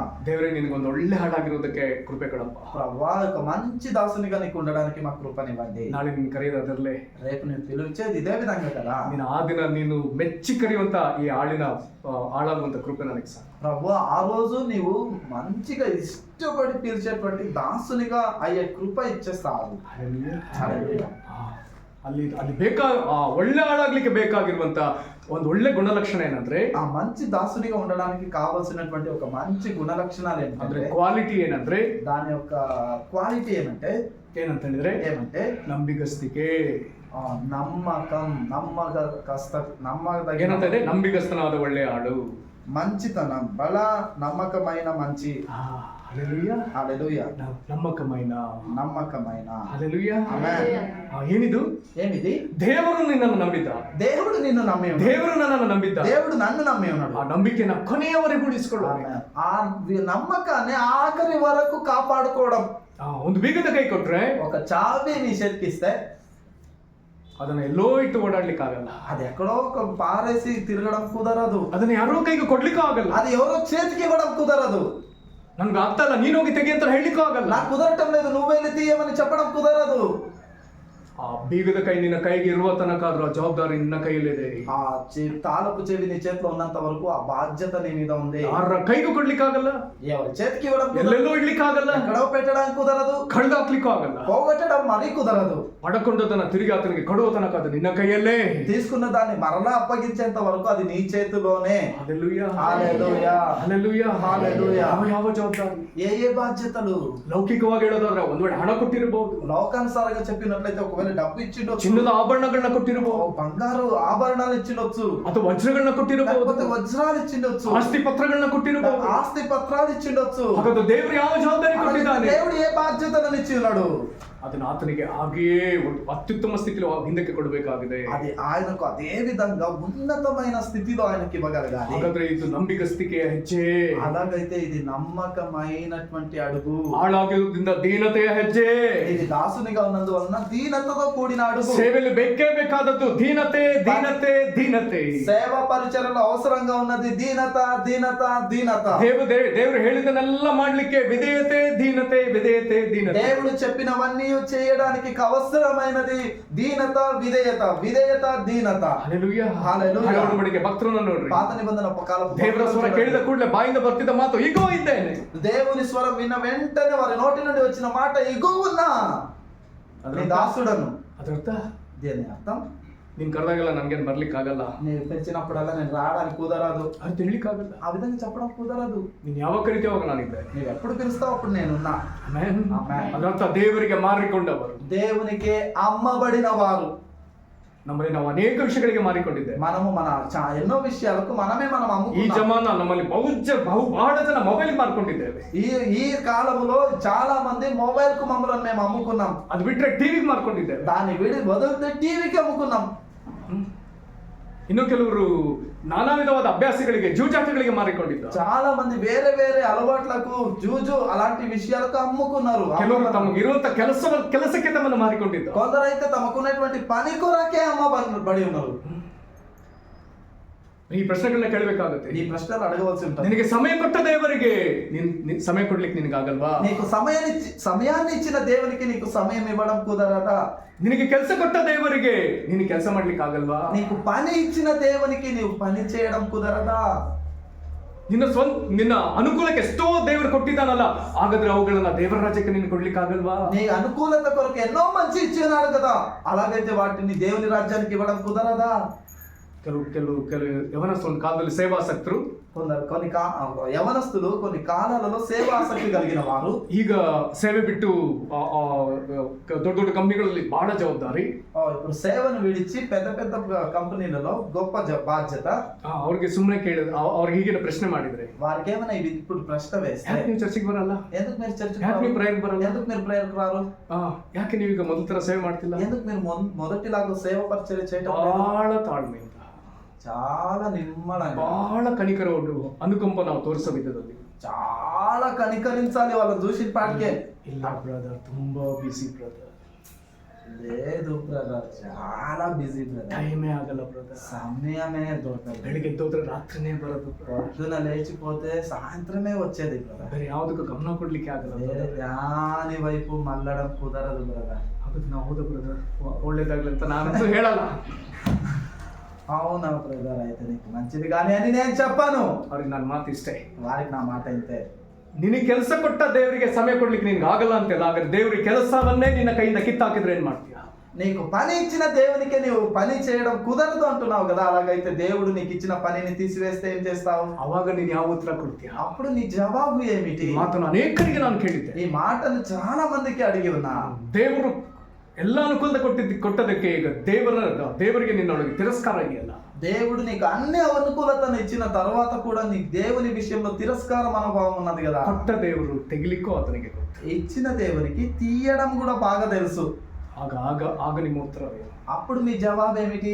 ಇರಲಿ ఉండని. ಹಾಗಾದ್ರೆ ದೇವರು ಇಲ್ಲಿ ನಾವು ಈ ಒಳ್ಳೆ ಆಳುಗಳ ಕುರಿತು ಚಿಂತಿಸೋಣ. అలాగైతే ఇక్కడ మంచి దాసుల గురించి మనం ಆಲೋಚನೆ చేద్దాం. ಹಾಗಾದ್ರೆ ನಾವು ನಂಬಿಗಸ್ತಿಕೆ ಎಂಬ ಗುಣಲಕ್ಷಣದಿಂದ ಕೂಡಿ ವಿಧೇಯತೆ ದೀನತೆ ಎಂಬಂತ ಸ್ವಭಾವದಲ್ಲಿ ದಿನಾಲು ದೇವರಿಗಾಗಿ ಪ್ರಯಾಸ ಪಡಬೇಕು. అలాగైతే ఇందులో నమ్మకం అనేటువంటి గుణలక్షణతను కలిగి విధేయత అనేటువంటి స్వభావాలను, విధేయత మరియు దీనತೆ, విధేయత మరియు దీనత అనేటువంటి స్వభావాలతో కూడా మనం కొనసాగుదాం. ఆడాగ్లికి ಬೆಕ್ಕೆ ಬೇಕಾಗಿರೋ ಲಕ್ಷಣ ವಿಧೇಯತೆ ದೀನತೆ. దాసులుగా ఉండడానికి అత్యవసరమైన విషయం దీనత, విధేయత. హల్లెలూయా. హల్లెలూయా. విధేయತೆ ತೋರುವವರು ಯಾವತ್ತೂ ಆಗಲ್ಲ ಅಂತ ಹೇಳಲ್ಲ. విధేయతను చూపేవారు ఎప్పటికీ నాకు కాదు, కుదరదు అని చెప్పరు. ದೀನತೆ ತೋರುವವರು ಯಾವತ್ತೂ ಹೆಚ್ಚಿಸ್ಕೊಳ್ಳಲ್ಲ. దీనత చూపించేవారు ఎప్పటికీ హెచ్చించబడరు. ಹಾಗಾಗಿ ಆಳುಗಳಿಗೆ ಇದೆರಡು ಬೇಕೇ ಬೇಕು. కాబట్టి దాసులకు ఇవన్నీ కావాలి. ಸರಿ, ಬಲ ನಂಬಿಕಸ್ತನಾದ ಒಳ್ಳೆ ಆಳು ನೀನು. ಒಂದು, బల నమ్మకమైన మంచి దాసుడా, మొదటిది. ಎರಡನೇದಾಗಿ రెండోదిగా, ದೇವರ ಆತನಿಗೆ ಅದನ್ನು ಹೇಳಿ దేవుడు అది అతనికి చెప్పిన తర్వాత ಎರಡನೇ ಮಾತು ಹೇಳ್ತಾನೆ, రెండో మాట చెప్తాడు, ಸ್ವಲ್ಪ ಕೆಲಸದಲ್ಲಿ ನಂಬಿಕಸ್ತನಾಗಿದೆ. ఈ కొంచెం పనిలో నువ్వు నమ్మకంగా ఉన్నావు. 5 ಇನ್ನೂ 5 ಕೂಡಿಸಿದೆಯಲ್ಲ, ಅದು ನೀನು ಮಾಡಿದ್ದು ಸ್ವಲ್ಪ ಕೆಲಸ ದೇವರ ದೃಷ್ಟಿಯಲ್ಲಿ. ఈ 5 నువ్వు ఇంకా 5 చేసినావు కదా, ఇది నీకు గొప్పగా ఉండొచ్చు, కానీ దేవుని దృష్టిలో ఇది కొంచెమే. 1 ಮೊಹರಿನ 10 ಮೊಹರಿ ಮಾಡಿದೆಯಲ್ಲ, ದೇವರ దృష్టిಯಲ್ಲಿ ಇದು ಸ್ವಲ್ಪ ಕೆಲಸ. 1 మీనాలను 10 మీనాలుగా చేసినావు కదా, అది నీకు గొప్పగా ఉండొచ్చు, కానీ దేవుని దృష్టిలో కొంచెమే. ನಮಗದು ದೊಡ್ಡದಾಗಿರ್ಬೋದು, మాకు అది గొప్పగా పెద్దగా ఉండొచ్చు, ದೇವರು ಅದನ್ನ ಸಣ್ಣದು ಅಂತ ಹೇಳ್ತಿದ್ದಾನೆ. కానీ దేవుడు దాన్ని ಮೂರನೇ ಮಾತು, మూడవ మాట ದೇವರು ಹೇಳ್ತಿದ್ದಾನೆ, దేవుడు చెప్తున్నారు ಹೀಗಿದೆ, ದೊಡ್ಡ ಕೆಲಸದಲ್ಲಿ ನಿನ್ನ ನೆಡುತ್ತೇನೆ. ఇక మీదట అనేకమైన వాటి మీద నిన్ను నియమిస్తా. హల్లెలూయా. నాడు దేవರಿಂದ దొడ్డ ప్రమోషన్ ಇದೆ. రేపు దేవుని నుండి గొప్ప హెచ్చింపు అనేది ఉంది. హల్లెలూయా. హల్లెలూయా. ದೇವರ ದೃಷ್ಟಿಯಲ್ಲಿ ಅದು ದೊಡ್ಡ ಕೆಲಸ. అలాగైతే అది దేవుని దృష్టిలో అది గొప్ప పని. ఇಲ್ಲಿవరకు ನಾನು ఏం ಮಾಡಿದ್ನೋ ಅದು ದೇವರ దృష్టిಯಲ್ಲಿ ಬಹಳ ఇంతవరకు నేను చేసినవన్నీ దేవుని దృష్టిలో అది చిన్నవి, కొంచెము. ಒಂದು ವೇಳೆ ನಾನು ಸಾಮ್ರಾಜ್ಯ ಹೂಡಿದ್ದೀನಿ ಅಂತ ನಾನು ಹೇಳ್ಕೋಬಹುದು. ఒకవేళ నేను 1000 అడుగు పరిగెత్తి ఉన్నానని చెప్పొచ్చు. ದೇವರು ಹೇಳ್ಬೋದು, ನೀನು ಒಂದು ಹೆಜ್ಜೆ ಚೆನ್ನಾಗಿ ಹೊಡಿದ್ಯಾ. ఒకవేళ దేవుడు చెప్పొచ్చు, నువ్వు 1 అడుగు బాగా పెట్టినావని. ನಮಗದು ಜಾಸ್ತಿ ಅನ್ಸುತ್ತೆ, మనకు అది పెద్దగా అనిపించచ్చు, ಅದು ದೇವರು ನನ್ಗೆ ಕೊಟ್ಟಿದ್ದು ಸಣ್ಣ ಕೆಲಸ. కానీ దేవుడు మనకి ఇచ్చిన చిన్న బాధ్యత. హల్లెలూయా.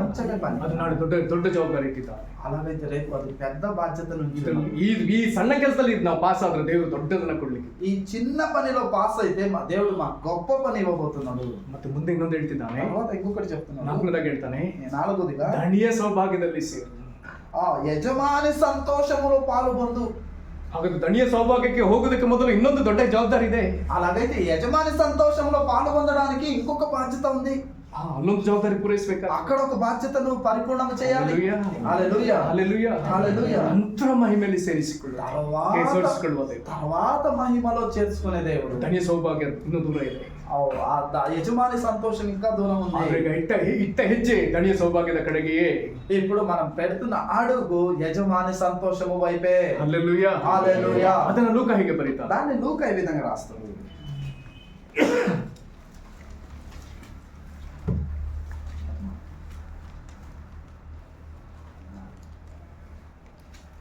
ಈಗ 17ನೇ ವಚನಕ್ಕೆ ಬರೋಣ.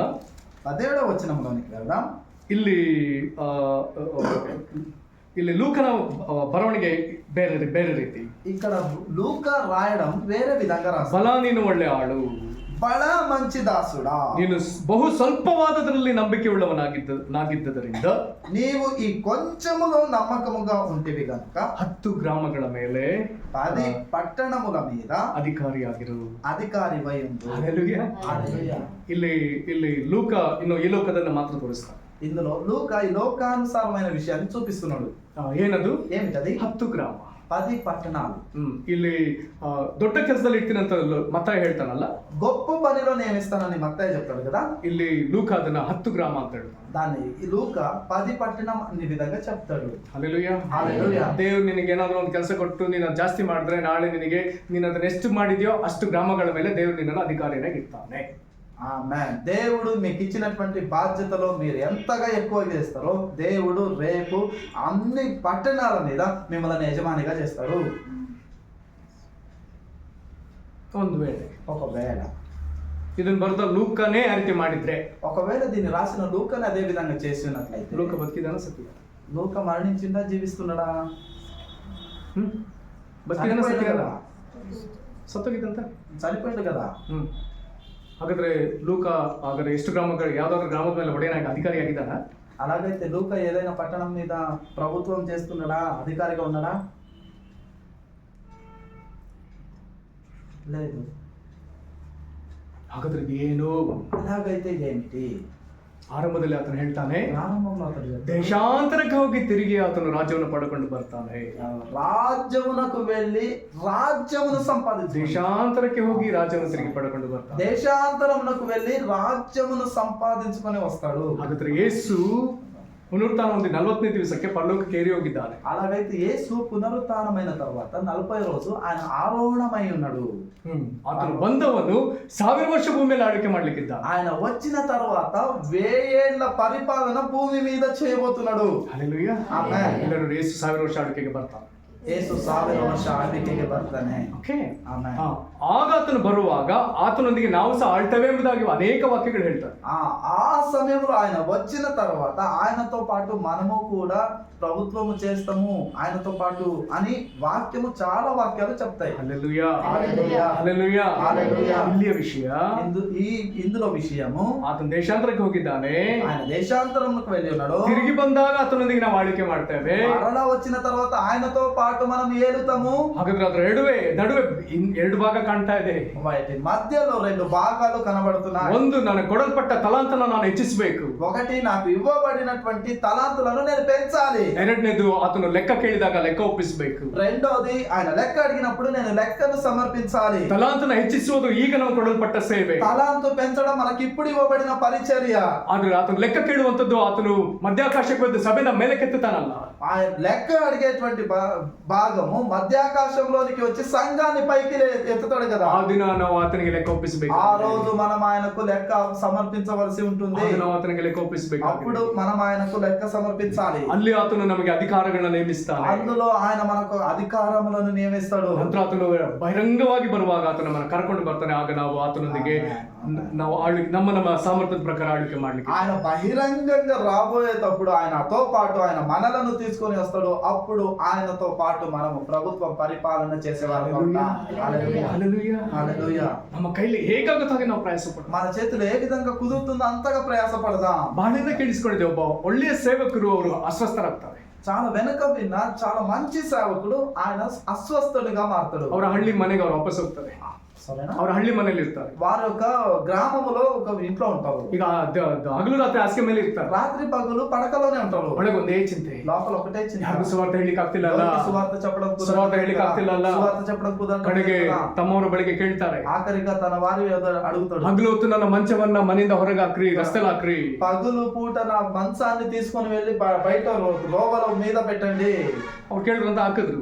అడిగిందని బయట పెట్టిండ్రు. ಯಾವ ಕಾರಣಕ್ಕೆ ಈಗ ಹೊರಗೆ? ఎందు నిమిత్తము బయట ಆದ್ರೆ ಅಲ್ಲಿ ಹೊರಗೆ ಹಾಕಿದ್ಮೇಲೆ బయట పెట్టిన ಅವ್ರು ಈಗ తర్వాత ಹೊರಗೆ ಬಂದದಕ್ಕೆ ಕಾರಣ సారీనా ಅಲ್ಲಿ ಈಗ ಮಂಚದಲ್ಲಿ ಹೊರಗೆ ಮಲಗಲಿಕ್ಕೆ ಕಾರಣ ఆయన ఆ మంచంలో పగలు పూట బయట పండుకోవడానికి కారణము ರಸ್ತೆಯಲ್ಲಿ ಓಡಾಡೋರ್ನ ಕಂಡ ಕೂಡಲೇ ಕರೆದವ್ರಿಗೆ ಸುವಾರ್ತ ಹೇಳಲಿಕ್ಕೆ. ఆ త్రోవలో సంచరించే వారు చూచిన వెంటనే వారిని పిలిచి సువార్త చెప్పడానికి ಹೇಗೋ ಅವ್ರ ಹತ್ರ ಮಾತನಾಡಿ ಅವ್ರಿಗೆ ಸುವಾರ್ತ ಹೇಳಿ ಕಳಿಸ್ತಾ, ಯೇಸುಕ್ರಿಸ್ತನ ಬಗ್ಗೆ ಹೇಳಿ ಕಳಿಸ್ತಾ ಇದ್ರು. ఏదో ఒక విధంగా వారితో మాట్లాడి యేసుక్రీస్తుని గురించి చెప్పి వారిని పంపేవారు. హల్లెలూయా, హల్లెలూయా. తలాంతನ್ನ ಅವರು ఎల్లో మటుకు ಮಾಡ್ಲಿಕ್ಕೆ ప్రయత్నిస్తలేదు. తమకుండేటువంటి తలాంతును ఎక్కడో దాన్ని తక్కువ చేసడానికి ఆపివేయడానికి ಅಸ್ವಸ್ಥತೆಯಲ್ಲೂ అస్వస్థతలోను ಅವರು ತಮಗೆ ಕೊಡಲ್ಪಟ್ಟದನ್ನ ಮಾಡಲೇಬೇಕೆಂಬುದಾಗಿ వారికి తమకు అప్పగించబడిన దాన్ని చేయవలసిందే. ಹಾಸಿಗೆ ಮೇಲೆ ಮಲಗಿದ ಸ್ಥಿತಿಯಲ್ಲಿ ఆ పడక మీద పండుకున్న స్థితిలోనే ಕಣ್ಣಿಗೆ ಕಂಡವರನ್ನೆಲ್ಲ ಕರೆದು ಪ್ರೀತಿಯಿಂದ ಮಾತನಾಡಿಸಿ ಕ್ರಿಸ್ತನ ಸುವಾರ್ತನ ಹೇಳಿ ಕಳಿಸಿದ್ದಾರೆ. కంటికి కనబడిన వారిని అందరిని పిలిచి క్రీస్తును గురించిన వార్తలు చెప్పి వారికి పంపి ఉన్నాడు.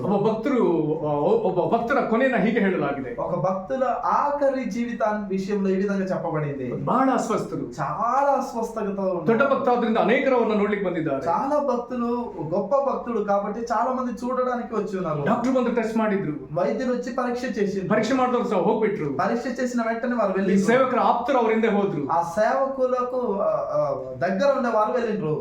ಮತ್ತೆ ಸ್ವಲ್ಪ ಹೊತ್ತಿಗೆ ವಾಪಸ್ ಬಂದ್ರು. వారు వెళ్ళిన కొద్దిసేపటికి మరలా ಡಾಕ್ಟರ್ ಹೋಗಿ ಆಯ್ತು, ಇವ್ರು ಬಂದ್ರು. డాక్టర్ వెళ్ళయింది, దగ్గర ఉండే ఆయన వచ్చిండు. ಸೇವಕರು ಕೇಳಿದ್ರು, సేవకులు అడిగిండ్రు, ಏನ್ ಹೇಳಿದ್ರು ಡಾಕ್ಟರ್? డాక్టర్ ఏం చెప్పిండు? ಡಾಕ್ಟರ್ ಇದು ಹೇಳಬೇಕು, డాక్టర్ చెప్పింది చెప్పాల్సిందే.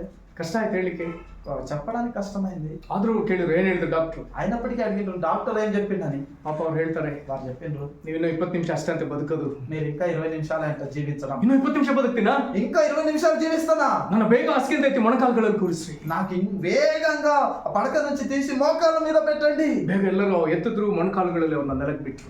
వెంటనే అందరు ఎత్తిండ్రు, మోకాళ్ళ మీద వారిని నిలిచిండ్రు. ಹಾಗೆ ಮೊಣಕಾಲುಗಳ ಬಾಗಿ ಜೀವ ಹೋಗೋ ತನಕ ಪ್ರಾರ್ಥನೆ ಕಳೆದ್ರು. అదే విధంగా మోకరించి తమ ప్రాణము పోయేంత వరకు వారు ప్రార్థనలో గడిపారు. ದೇವರು ನಿನಗೆ ಯಾವುದೋ ಒಂದು ವರ ಕೊಟ್ಟಿದ್ದ. దేవుడు మీకు ఏదో ఒక వరం ఇచ్చి ఉన్నాడు. ಪ್ರಾರ್ಥಿಸುವ ವರವು, ప్రార్థించే వరమా, ಸುವಾರ್ತೆ ಸಾರುವ ವರವು, సువార్త చెప్పే వరమా, ಅಥವಾ ದೇವರ ರಾಜ್ಯಕ್ಕೆ ಅಭಿವೃದ್ಧಿಗಾಗಿ ಏನೋ ಒಂದು ವರ ನಿನ್ನ లేదా దేవుని రాజ్య వృద్ధి కొరకు ఏదో ఒక వరము. ಯಾರೊಬ್ಬರು ಇಲ್ಲಿ ನನಗಿಲ್ಲ ಅಂತ ಹೇಳಲಿಕ್ಕೆ ಸಾಧ್ಯವೇ ఏ ಇಲ್ಲ. ఒక్కరు ఇక్కడ మాకు లేదు అని చెప్పడం కుదరదు. ಆದ್ರೆ ಅದನ್ನ ನಾವು ಉಪಯೋಗಿಸಲೇಬೇಕು. కానీ మనము వాటిని వాడవలసిందే. ನಿಮ್ಮ ಕೈಗೆ ಒಂದು ಬೀಜ ಕೊಟ್ಟರೆ ಅದನ್ನು ಬಿತ್ತಿದ್ರೆ ಅದರಿಂದ ಗಿಡ ಬಂದು ಅದರಿಂದ ಸಾವಿರಾರು ಬೀಜಗಳು ಹುಟ್ಟಿಕೊಳ್ತದೆ. మీకు ఒక విత్తనం ఇస్తే అది విత్తిన వెంటనే దాని నుండి వచ్చేటువంటి చెట్టు ద్వారా అది వేల మందికి ఆశీర్వాదంగా ఉంటది. ಅದರೊಳಗೆ ಸಾವಿರಾರು ಬೀಜಗಳು ಹುಟ್ಟಿಕೊಳ್ತದೆ. అందులో నుండి వేల విత్తనం మొలుస్తాయి. ಅದ್ರಲ್ಲಿ ಆ ಸಾವಿರ ಬೀಜಗಳನ್ನ ನೀನು ಮತ್ತೆ ಅವಕಾಶ ತಗೊಂಡು ಬಿತ್ತಿದ್ರೆ ಅಲ್ಲಿಂದ ಮತ್ತೆ ನಿಮಗೆ ಕೋಟಿಗಟ್ಟಲೆ ಬೀಜಗಳು ಸಿಗ್ತವೆ. ఆ వేల విత్తనాలను తీసుకొని సమయం తీసుకొని నువ్వు విత్తగలిగితే దాని నుండి లక్షల కొలది ఆ విత్తనాలు వస్తాయి. ನೀನೊಬ್ಬ ಸುವಾರ್ತಿಕನಾಗಿದ್ರೆ ನಿನ್ನಿಂದ ಸಾವಿರಾರು ಸುವಾರ್ತಿಕರು ಎದ್ದೇಳುವಂತೆ ಮಾಡು. నీవు ఒక్కరివి సువార్తికులుగా ఉన్నట్లయితే నిన్ను బట్టి వేల కొలది సువార్తికులు లేస్తారు. ನೀನೊಬ್ಬ ಪ್ರಾರ್ಥನಾ ವೀರನಾಗಿದ್ರೆ ನಿಂದ ಸಾವಿರಾರು ಜನ ಪ್ರಾರ್ಥಿಸುವಂತೆ ಮಾಡು. నీ ఒక ప్రార్థన వీరునిగా ఉన్నట్లయితే నీ నుండి వేల మంది ప్రార్థన చేసేవారుగా మార్చు. ನಿನಗಿರುವ ಸಭೆ ಅದು ಸಾವಿರದಷ್ಟು ಹೆಚ್ಚುವಂತೆ ಮಾಡು. నీకుండేటువంటి సంఘం అది వేల కొలది పెరిగే విధంగా చేయి. హల్లెలూయా, హల్లెలూయా, హల్లెలూయా, హల్లెలూయా. ನಮ್ಮ ಲೆಕ್ಕ ಕೇಳುವ ನಮ್ಮ ಅರಸನು ತಿರುಗಿ ಬರ್ಲಿಕ್ಕಿದ್ದಾನೆ. నువ్వు లెక్కను అడిగేటువంటి మా యజమాని మరలా రాబోతున్నాడు. ಇವುಗಳನ್ನ ಮಾಡದೆ ಹೋದರೆ, వీటిని చేయకపోతే, ಒಂದನ್ನ ಒಂದಾಗಿ ಉಳಿಸಿಕೊಂಡ್ರೆ, ఒకటిని ఒకటిగా మిగిల్చుకుంటే, ಒಬ್ಬನು ಒಂದನ್ನ ಒಂದಾಗಿ ಉಳಿಸಿಕೊಂಡ, ఒకడు ఒకటిని అదే విధంగా ದೇವರನ್ನ చూస్తున్నాడు. ಆ ಯಜಮಾನನನ್ನ ಕಠಿಣನನ್ನಾಗಿ ನೋಡಿದ. యజమానిని కఠినునిగా చూసిండు. ನೀನು ಕಠಿಣ ಎಂಬುದಾಗಿ ಹೇಳಿಯೇ ಬಿಟ್ಟ. నీవు కఠినుడవని ಬಿತ್ತದಿರುವಲ್ಲಿ ಕೊಯ್ಯುವವನಂತ ಹೇಳ್ದ. నీవు విత్తని దానిని కోసేవాడవన్నాడు. ರಾಶಿ ಮಾಡದೇ ಇರುವಲ್ಲಿ ಕೂಡಿಸಿಕೊಳ್ಳುವನಂತ ಹೇಳ್ದ. నీవు రాశి చేయక దాన్ని సమకూర్చేవాడవని చెప్పిండు. ಅವನಿಗೆ ಯಜಮಾನನು ಹೇಳ್ತಾನೆ, అప్పుడు యజమాని అతనికి ನಿನ್ನ చెప్తాడు, ಮಾತಿನ ಪ್ರಕಾರವೇ ನಿನಗೆ ನಾನು ತೀರ್ಪು ಹೇಳ್ತೇನೆ. నీ మాట అనుసారముగానే నేను నీకు తీర్పు చేస్తా. ಓ, ನನ್ನ ಯಜಮಾನನು ಬಂದಾಗ ಆತನಿಂದ ನಮಗೆ ಕೋಪದ ಅನುಭವ ಬೇಡ. మా యజమాని వచ్చినప్పుడు ఆయన నుండి మనకు కోప వేషపు అనుభవం వద్దు. ದೇವರಾತ್ಮನ ಕೈಗೆ ನಾವು ಬಿದ್ದು ಬಿಡೋಣ. దేవుని ఆత్మ చేతిలోనికి పడిపోదాం. ದೇವರಾತ್ಮನ ನದಿ ಪ್ರವಾಹದೊಳಗೆ ದುಂಗಿ ಬಿಡೋಣ. దేవుని ఆత్మ ప్రవాహములో పడిపోదాం. ನದಿ ದಂಡೆ ಮೇಲೆ ಓಡುವುದು ಬೇಡ. ನದಿ ದಂಡೆ ಪ್ರವಾಹದ ದಂಡೆ ಮೇಲೆ ಓಡುವುದು ಬೇಡ. ఆ ప్రవాహము తీరములో పరిగెత్తడం వద్దు. ಅಲ್ಲಿ ವೇಗ ಇಲ್ಲ. అందులో వేగము లేదు. ಬದಲಾಗಿ ಪ್ರವಾಹದೊಳಗೆ ಬಿದ್ದು ಬಿಡೋಣ. దానికి మారుగా పరిగెత్తడానికన్నా ఆ నదిలో పడిపోదాం. ಪವಿತ್ರಾತ್ಮನ ಸಲಹೆಯೊಳಗೆ ಸೇರಿಕೊಳ್ಳೋಣ. పరిశుద్ధాత్మ సంచారములో కలిసిపోదాం. ಈಗಾಗಲೇ ಸಾವಿರಾರು ಮಂದಿ ಇದ್ದಾರೆ. ఇప్పుడప్పటికి అందులో వేల కొద్ది ప్రజలు, ನಾವು ಬಿದ್ದು ಬಿಡೋಣ. మనము పడిపోదాం. ದೇವರ ಆತ್ಮ ನಮ್ಮನ್ನು ನಡೆಸ್ತಾರೆ. దేవుని ఆత్మ మనల్ని నడిపిస్తాడు. ಓ ದಂಡೆ ಮೇಲೆ ಹುಡುಗಿರೋದು ನನ್ನ ಬಲ. అది తీరములో నడిచినట్లయితే అది నా బలం. ಓ ಪ್ರವಾಹದಲ್ಲಿ ಬಿದ್ದಿರೋದು ದೇವರಾತ್ಮನ ಬಲ. ప్రవాహములో పడిపోతే అది దేవుని ఆత్మ ದೇವರಾತ್ಮ ಬಲದಿಂದಲೇ ಸೇವೆ ಮಾಡೋಣ. దేవుని ఆత్మ బలముతోనే పరిచర్య చేద్దాం. హల్లెలూయా. హల్లెలూయా. తిరిగి ಹೋಗಿ ವಾಕ್ಯಗಳನ್ನ ಓದೋಣ. మరలా వెళ్ళి ఇంటికి వెళ్ళి ఈ వాರವೆಲ್ಲ ಇದಕ್ಕಾಗಿ ಪ್ರಾರ್ಥಿಸೋಣ. వారమంతా దీని కొరకు ನಾನು ನಿನ್ನ ಎದುರು ಬಲಾನಂಬಿಕಸ್ತನದ ಒಳ್ಳೆ ಆಳೆಂಬ ಬಿರುದು ನಾನು ಪಡಕೊಳ್ಳಬೇಕಲ್ಲ. అబ్బా నేను నీ ఎదుట బలానమ్మకమైన మంచి దాసుడా అనేటువంటి బిరుదును పొందుకోవాలి కదా. ಅದಕ್ಕಾಗಿ ನಾನು ಪ್ರಯಾಸ ಪಡಲಿ. దీని కొరకు నేను ప్రయాసపడాలి. ನನಗೆ ಸಹಾಯ ಮಾಡು. నాకు సహాయం చేయి. ಒಪ್ಪಿಸಿಕೊಳ್ಳೋಣ. సమర్పించుకుందాం. ಪ್ರಾರ್ಥನೆ ಮಾಡೋಣ. ప్రార్థించుకుందాం. ಮಹಿಮಳ ದೇವರೇ, మహిమగల తండ్రి, ಅಪ್ಪಾ అబ్బా ನಮ್ಮನ್ನು ಈ ಕಾಲಕ್ಕಾಗಿ ತಿರುಗಿ ಎಚ್ಚರಿಸ್ತಾ ಇದೆಯಪ್ಪ. నీ కాలం కొరకు మరలా హెచ్చరిస్తూ ఉండవు తండ్రి. ಕರ್ತನೇ, ಈ ದೇಶದಲ್ಲಿ ನಾವು ರಭಸವಾಗಿ ಓಡೋದಕ್ಕೆ ಸಹಾಯ ಮಾಡಿ. అబ్బా ఈ దేశంలో మేము వేగంగా సంచరించడానికి సహాయం చేయి. ಕರ್ತನೇ, అబ్బా ನೀನು ಬರುವಾಗ ನಾವು ಬಲನಂಬಿಕಸ್ತನಾದ ಆಳಾಗಿ ಕಾಣಲೇಬೇಕಪ್ಪ. అబ్బా నీవు వచ్చినప్పుడు బలనమ్మకమైన మంచి దాసునిగా మేము కనబడవలసిందే. నీ కృప మా మీద ఉండును ನಿನ್ನ ದಯೆ ನಮ್ಮ గాక. ಮೇಲೆ. నీ దయ మా మీద ఉండును గాక. ನಿನಗೆ ಸ್ತೋತ್ರ. నీకే స్తోత్రం. ನಿನಗೆ ಸ್ತೋತ್ರ. నీకే స్తోత్రం. ನಮ್ಮನ್ನು ಒಪ್ಪಿಸಿಕೊಡುತ್ತೇವಪ್ಪ. మమ్మల్ని ಈ సమర్పించుకుంటాం. ವಾಕ್ಯಗಳನ್ನ ತಿರುಗಿ ತಿರುಗಿ ఈ ಓದುವುದಕ್ಕೆ, వాక్యాన్ని మరలా మరలా చదవడానికి, ಅದನ್ನಿಟ್ಟು ಪ್ರಾರ್ಥಿಸುವುದಕ್ಕೆ, దీని కొరకు లేచి ప్రార్థించడానికి, ದೇವರಾತ್ಮನೇ హల్లెలూయా, దేవుని ఆత్మ ನಿನ್ನ ಚಲನೆಯಲ್ಲಿ ನಾವು ಸಿಕ್ಕಿಕೊಳ್ಳುವುದಕ್ಕೆ, ఈ సంచారంలో మేము దొరకడానికి ನಮ್ಮನ್ನ ಕರ್ತನ ಸೆಳಕೋ. ప్రభువా మమ్మల్ని మీరు లాగండి. ಕರ್ತನೆ, ಲೋಟನ್ನು ತಡ ಮಾಡಿದಾಗ ನೀನು ಅದನ್ನು ತೊಡೆಪಡಿಸಿದೆಯಲ್ಲ. లోటు తండ్రి ఆలస్యం చేస్తుండగా అతనికి వేగమును నీవే ఇచ్చినావు ಓ, కదా. ನಿನ್ನ ವೇಗವನ್ನು ನಮಗೆ ಕೊಡ್ರಿ. ప్రభువా నీ వేగాన్ని మాకు ಈ ದೇಶದಲ್ಲಿ ಕ್ರಿಸ್ತನ ಸಭೆಗೆ ನಿನ್ನ ವೇಗ ಕೊಡ್ರಿ. ఈ దేశంలో క్రీస్తు సంఘానికి మీ వేగమును ಈ ఇవ్వండి. ಸಭೆಯಲ್ಲಿ ಎಲ್ಲರಿಗೂ ನಿನ್ನ ವೇಗ ఈ ಕೊಡ್ರಿ. సంఘంలో అందరికీ మీ వేగమును ఇవ్వండి. ನಾವೆಲ್ಲರೂ ನಮಗೆ ನೇಮಕವಾದ ಓಟವನ್ನ ಶ್ರೇಷ್ಠ ರೀತಿಯಲ್ಲಿ ಓಡುವುದಕ್ಕೆ ನಾವು ಮತ್ತೊಬ್ಬರನ್ನ ಉತ್ತೇಜನಪಡಿಸಲು ಬಲಪಡಿಸಿ. మేమందరము మాకు ఇవ్వబడిన ప్రతి పరుగును వేగంగా పరిగెత్తి ఇంకొకరిని ఆ విధంగా పరిగెత్తే వారంగా చేసే వారుగా మార్చండి. ಕರ್ತನೆ, ಒಬ್ಬರ ಆತ್ಮಿಕ ಜೀವಿತ ಇನ್ನೊಬ್ಬರಿಗೆ ಅದು ಉತ್ತೇಜನಕಾರಿಯಾಗಿರಲಿ. ఒకరి ఆధ్యాత్మిక జీవితం అది ఇంకొకరికి ప్రోత్సాహకరంగా, ಒಬ್ಬರ ಅಭಿಷೇಕ ಇನ್ನೊಬ್ಬರಿಗೆ ಉತ್ತೇಜನಕಾರಿಯಾಗಿರಲಿ. అభిషేకం ఇంకొకరికి ಒಬ್ಬರ ప్రోత్సాహకరంగా, ಪ್ರಾರ್ಥನಾ ಜೀವಿತ ಇನ್ನೊಬ್ಬರಿಗೆ ಪ್ರಯೋಜನಕಾರಿಯಾಗಿರಲಿ. ప్రార్థన జీవితం ఇంకొకరికి ప్రయోజనకరంగా ఉంటుంది. ಆ ವಿಧದಲ್ಲಿ ನಡೆಸಿರಿ ఆ ಅಪ್ಪ. విధంగా మార్చండి. ಹಾಗೆ ಮಾಡುವುದಕ್ಕಾಗಿ ఆ ಸ್ತೋತ್ರ. విధంగా చేసినందుకు ಯೇಸುಕ್ರಿಸ್ತನ ಹೆಸರಿನಲ್ಲಿ యేసుక్రీస్తు నామములో ಬೇಡಿದ್ದೇವೆ ತಂದೆ. అడుగుతున్నాము తండ్రి. ಆಮೆನ್. ఆమేన్. ಕರ್ತನ ನಿಮ್ಮನ್ನು ಆಶೀರ್ವದಿಸಲಿ. ప్రభు మిమ్మల్ని ఆశీర్వదించు. ಮುಂದಿನ ಭಾಗ ಕರ್ತನ ಮೇಜಿನ ಭಾಗ ಅಶೋಕನ ಹಾಸ್ಕೊಂಡು